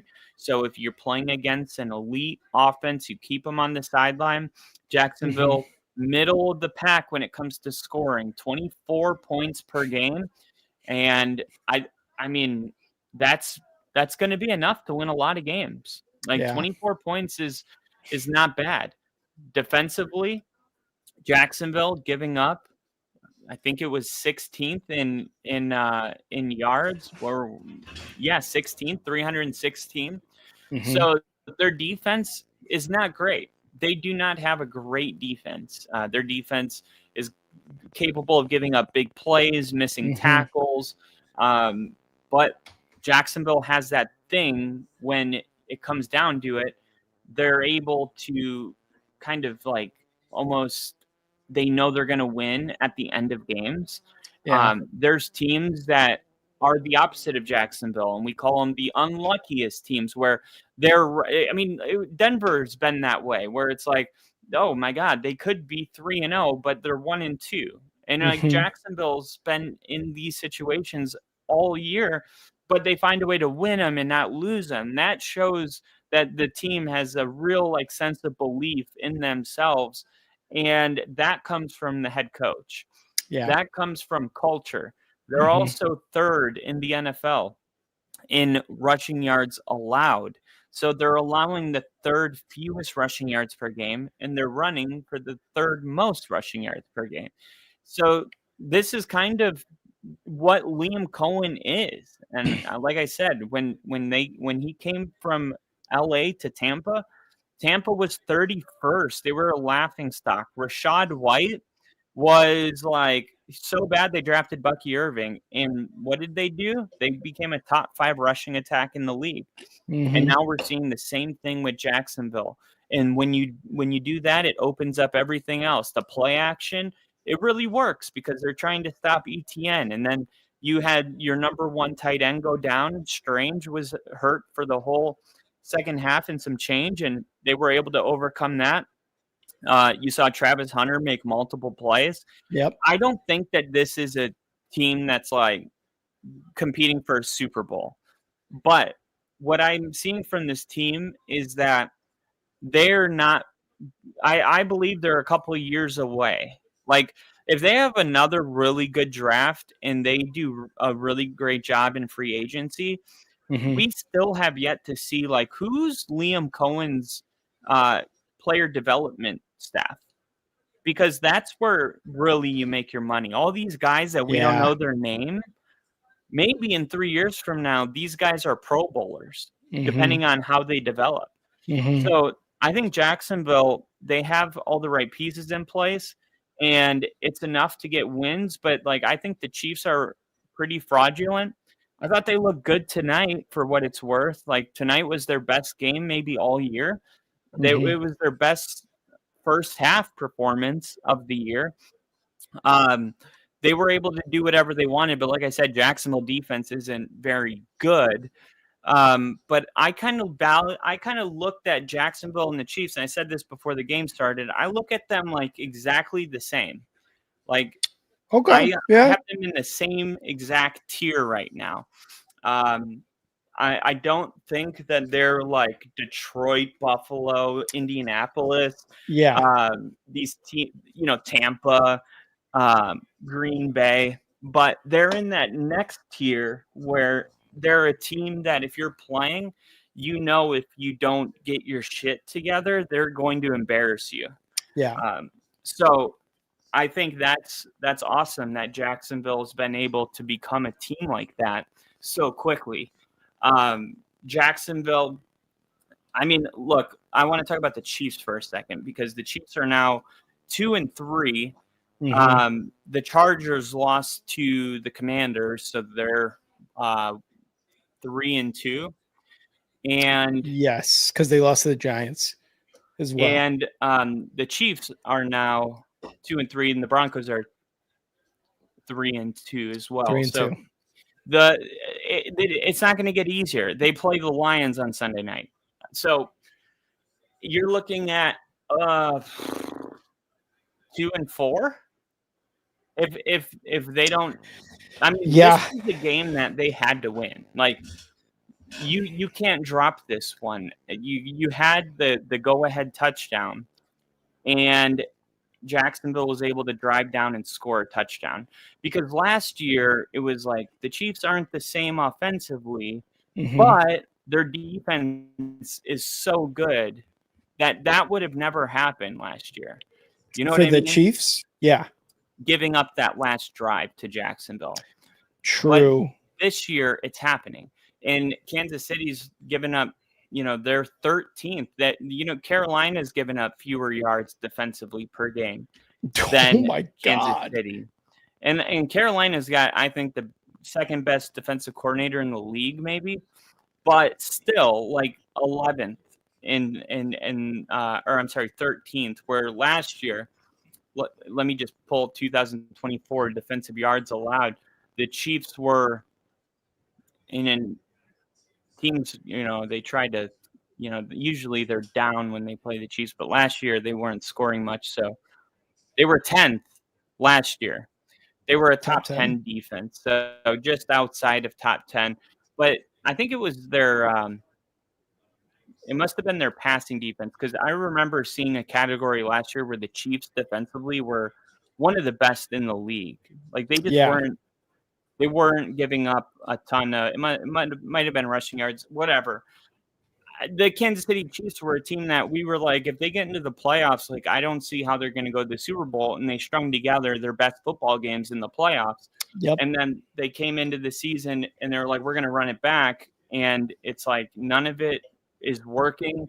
The Hollywood Brown and Juju Smith being their guys, like you saw at the very last drive, the ball is hitting Hollywood Brown. He's not even like where he didn't even know the ball had been thrown to him. So it's like they just have, I mean, Mahomes is still great, but something's just a little off about this whole Chiefs team. And of course, if they would have won this game, it would be like the Chiefs are back as a contender. Like, they moved to 3-2, and you feel confident in that 3-2. Especially because of the way they played Baltimore last week. Yeah. But this is one of those games where it's like the Chiefs last year, for all of the problems I had with them, they didn't lose that game that we just saw. And that's why they were like, 13-0 last year, 14-0. They were looking at the perfect season, and then they decided Chiefs to bench the Chiefs last year. They were going to have the perfect season, and they ended up benching, their starters, and I think they lost to Buffalo. That was their one real loss last year, right? I think so. I'm going to look at their. They were 15-1 by week 17. 2024. They were 10-0 before they lost to the Bills. Yeah. Or sorry, 9-0. 9-0 with a bye week. 9-0. Yeah. And then going into the Broncos game, week 18, they were 16-1. So like they were winning a lot of games, but it wasn't because they were scoring a bunch of points. They were a lot of games they scored less than 20. They were just keeping their opponents down. And this year it's like, I feel like the Chiefs are still trying to figure out, like, who are we? Because every year the fans expect it to be what it was last year. Maybe we add a player or two, but for the most part, we know our play caller, we know this, we know that. But there's like 40% roster turnover every year. So like week 1 through 5, it's all about figuring out, like, what's our identity? Are we a running football team? Are we a passing football team that runs just out of necessity? are we a defensive team? Like what are we? And the best teams in the league right now, that question is like, we are this.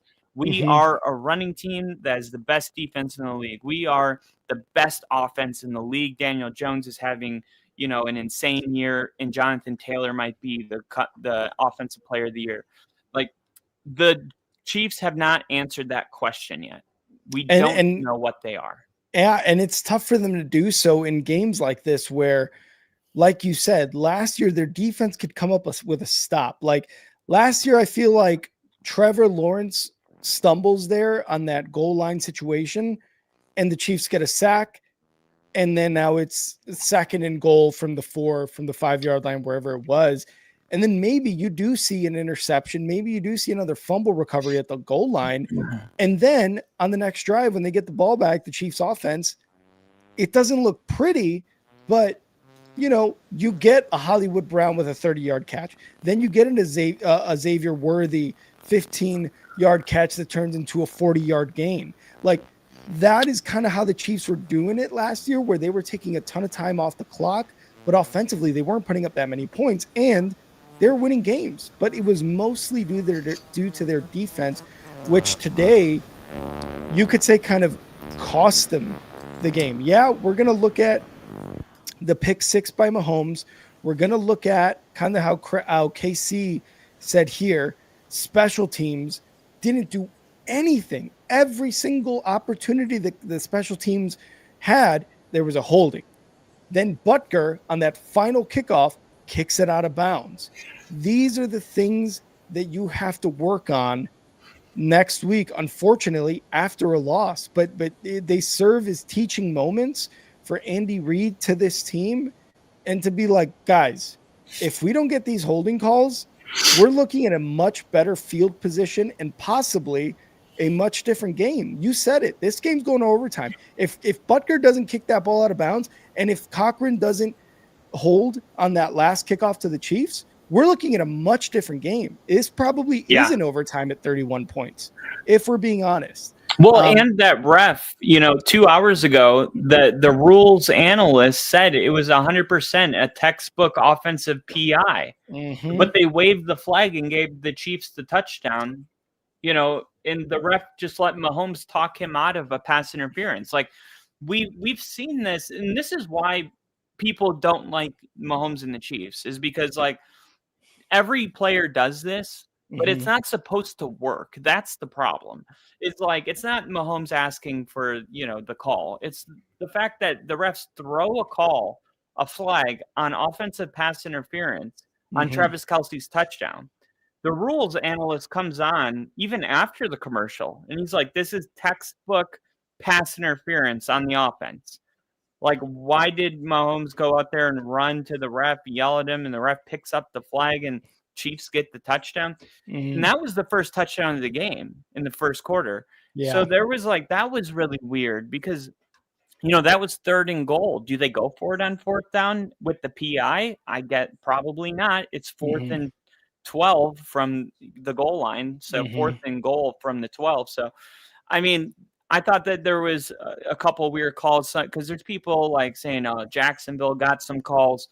So did the Chiefs. There was no, in my opinion, it wasn't one of those games where I'm like, the refs, played such a big role that one of these teams won because of it, Agreed. It was all on the players tonight, and 31-28 is the final score. Jaguars win on a stumble touchdown by Lawrence. And again, Lawrence in the time of need took over. And I feel like not a lot of quarterbacks can do that. Josh Allen comes to mind. Mahomes definitely comes to mind. Lawrence now comes to mind in these close, tight game situations. Not every quarterback in the NFL can do that. But when you can do that, it is just amazing as a team and as a coach to realize that and be like, wow, I have a guy who at the most dire moments, the most crucial parts of the game, can step it up and win the game. And that's exactly what Lawrence did tonight. So all the credit to him. Yeah. He definitely stepped up and was like, he was paid like a franchise quarterback in the offseason of 2023. And we whenever he has a bad game, we're all the first people to be like, well, he's paid like a franchise quarterback. Well, hand up. Here he goes. And this is what franchise quarterbacks do. They beat the Chiefs on primetime with the ball in their hands, and you need a touchdown, and you have to have it with a minute and 2 minutes left in the ball game. And the Jaguars improved to 4-1. Chiefs fall to 2-3, and they host the Lions next. So not an easy game for the Lions. Like I always say, like we always talk about these games, like the Chiefs have to play the Lions, and it's like the Lions have to play the Chiefs, who will be desperate for a win. That's going to be a tough game. I don't know who I'm going to go with, but I'm probably going to go with the Lions. I was going to say, I feel like it's desperate. Chiefs are. I mean, that's what the playoffs are, and look how they turn into. I mean, not that they weren't desperate today, but that's a different type of desperation. Like we're one game outside of 500. The AFC is not like what it typically is. I mean, there's only one team like Buffalo that's undefeated and are not even anymore. So like, I don't feel like it's one of those years where even for Baltimore, it's like they could still string together, 10 straight wins and be in the postseason. It's just uncomfortable more than anything for their fans that are just not used to being in this situation. And before I left you go, I wanted to see, is this Mahomes' worst start to his career? I don't know, but I was going to say in terms of the AFC, only 3 teams in the AFC have 4 wins. Jags, Colts, and the Bills, who have 4 wins. In total, there are the NFC has 4. All division leaders are at 4 wins. There's a total of 7 teams in the NFL with 4 wins through 5 weeks. So, like you said, the AFC is not necessarily what it is now, what it was before. And you're seeing this kind of new blood. The Bills are kind of, one of those leftover teams from the Chiefs, the Bills, the Ravens. But now you see the Colts in Jacksonville with 4 wins and doing it impressively. Again, Jags beating the Chiefs, regardless of how good the Chiefs are, is an impressive win. To get to 4 wins is impressive in the 2025 season. Yeah, he started 5-0 in 2018. In 2020, he started 4-1. In 2020, which was that was the COVID year where he went to the Super Bowl. They started 4-1 in 2021. I think that was his worst start. Nope. Yeah, 2-3. There it is. Wow. So he started 2-3 in 2021, and 2021 the Chiefs. What did they do? They were 12-5 in 2021. They finished first in the AFC West, second in the AFC. They fell to the Bengals in the AFC Championship game. Oh, that's what it was. Yeah. So they finished the season going, they only lost 2 more games after starting 2-3. So can the Chiefs pull it together and only lose 2 more games with the Chargers, the Broncos, the Lions? They got a lot of tough games on their schedule, and I'm wondering if they got the Colts, they got the Lions, the Commanders, the Bills, the Broncos, the Colts, the Cowboys, the Texans, the Chargers, the Chiefs. It's going to be some tough ones. Divisional games in general are tough. I don't see how the Chiefs are a playoff team this year. There's my bold. You wanted it. The post game. Here is the post game statement. The Chiefs are not going to the playoffs this year. Oh, there it is. They are not a playoff team. They cannot go like they did in 2021 when they started 2-3, finished 12-5, only lost 2 more games. Now, I look at this schedule and I go, you can only lose what, 4 games? 4 or 5 games? The Lions, Commanders, the Broncos are winning one of the two. The Bills are better. The Colts are better. The Texans and Chargers, one of those is a loss. Mm-hmm. The Cowboys in Dallas, that'll be a tough game. I don't see how, if they are going to the playoffs, it's not as a division winner. I think Kansas City fans really need to come to terms with my AFC West prediction. Damn it. That they are the AFC West winners, the Broncos this year. That's the way it's going to be. Kyle's calling it. Chiefs not going to the playoffs. Broncos winning the AFC West. Do you think the Chiefs are still a wild card team? I mean, I guess they could be a wild card team, but look, where do the Colts and Jags fit? Because the Jags in the Colts, one of them is going to win the division, and then the other one's a wild card team. The other one's a wild card, and we haven't even talked about the Texans. Because maybe the Texans don't go. Fair enough. Yeah. But the Ravens, they're going to be in a race with the Chiefs for that final spot. Yeah. Right? But the Patriots, the Bills are going to win their division, but the Patriots are a legit team now. Like, they're a legit team that's going to start. They look like they're going to just they're beginning to win. We haven't even. The Patriots are like the Jacksonville Jaguars. You know? No, I don't. I don't think I agree with that statement. I think the Jaguars are a better team than the Patriots right Really? now. Oh yeah. I don't know. The way Drake May played last night, I mean, he made a couple throws that are just. I love the development. I don't think they're on the Jags level, and that's the Jags are a better team. Did a lot that was like.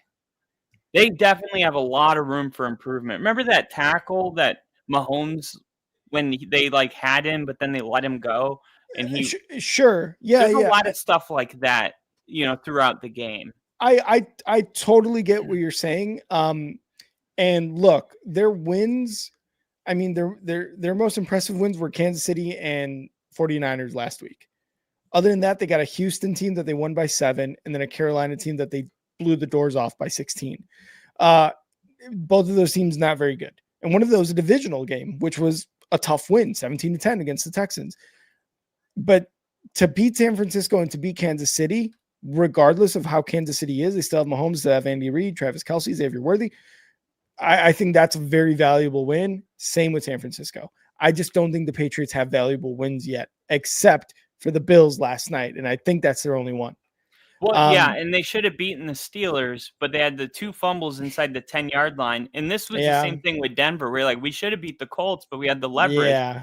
And I was like, well, okay, the world is going to say I don't care. But the truth is like, if that is the case, then you're going to win against the Eagles, and the Patriots are going to beat Buffalo. And then it does happen. And you're like, okay. So I'm seeing more of this. Yeah. But the Chiefs are the 10 seed right now. I'm looking at the playoff standings as it is now. Houston's above them, even though they're 2-3. They have the tiebreaker over Kansas City based on best win percentage.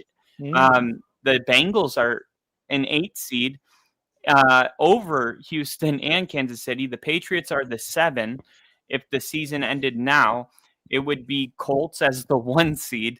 The Bills would be the 2 seed, the Steelers the 3, Chargers 4, Jags 5, Broncos 6, and the Patriots at 7. And honestly, that was my playoff, like what I was just saying. I was like, you got the Colts, the Bills, the Steelers, Chargers, Jags, Broncos, Patriots. Where do you fit the Chiefs in?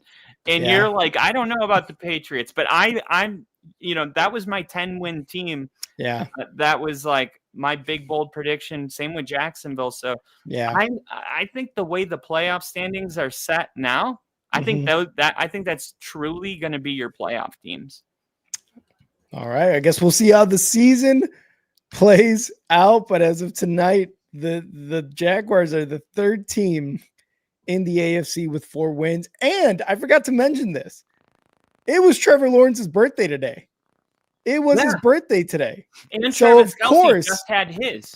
And Travis Kelce just had his. But of course, Trevor Lawrence was going to ball out in this game. 3 total touchdowns for Trevor Lawrence with a stumble touchdown there in the fourth quarter to get the dub. Jaguars win 31-28 on Monday Night Football. Thank you guys so much for being here. Casey, I'm sorry for the loss. Ginger, I'm sorry that your division rival got the win. That always sucks regardless of what team you root for. But hey, at the end of the day, football is king. We all had a good time. We all had some drinky drinks, and we saw a good football game. Obviously, if you're a Chiefs fan like KC, you didn't see a good football game. But regardless, football was in the air tonight. Thank you guys so much for being here. Everybody, KC, Ginger, Crafty, Lil E. We had E-Dub. We had D-Rock. We had Kid Cowboy. I'm missing some other people. I think I'm pretty sure I saw Liam in here, if I'm not mistaken. Hat on Fire, of course, was here with some good comments. I love it. Thank you guys again so much for being here. Go follow us on X at Only Football Pod and at NFL with Kyle. Make sure to like the stream, share it, subscribe to our YouTube channel. Go follow Kyle on X. Subscribe to his YouTube channel if you're seeing this on at Kyle Kitzman on YouTube. Make sure to subscribe. We would appreciate all that. And Crooked Commish in the chat as well. Thank you, Crooked. Bear down.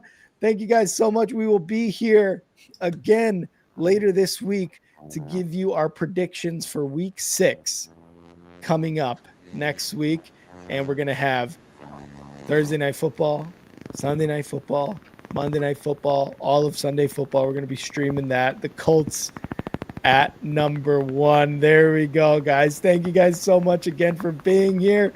Long live Bill. And if you guys see at the very top right, we've got 4 Bill up at the top right of your screen. So thank you guys again so much for being here. And Kyle.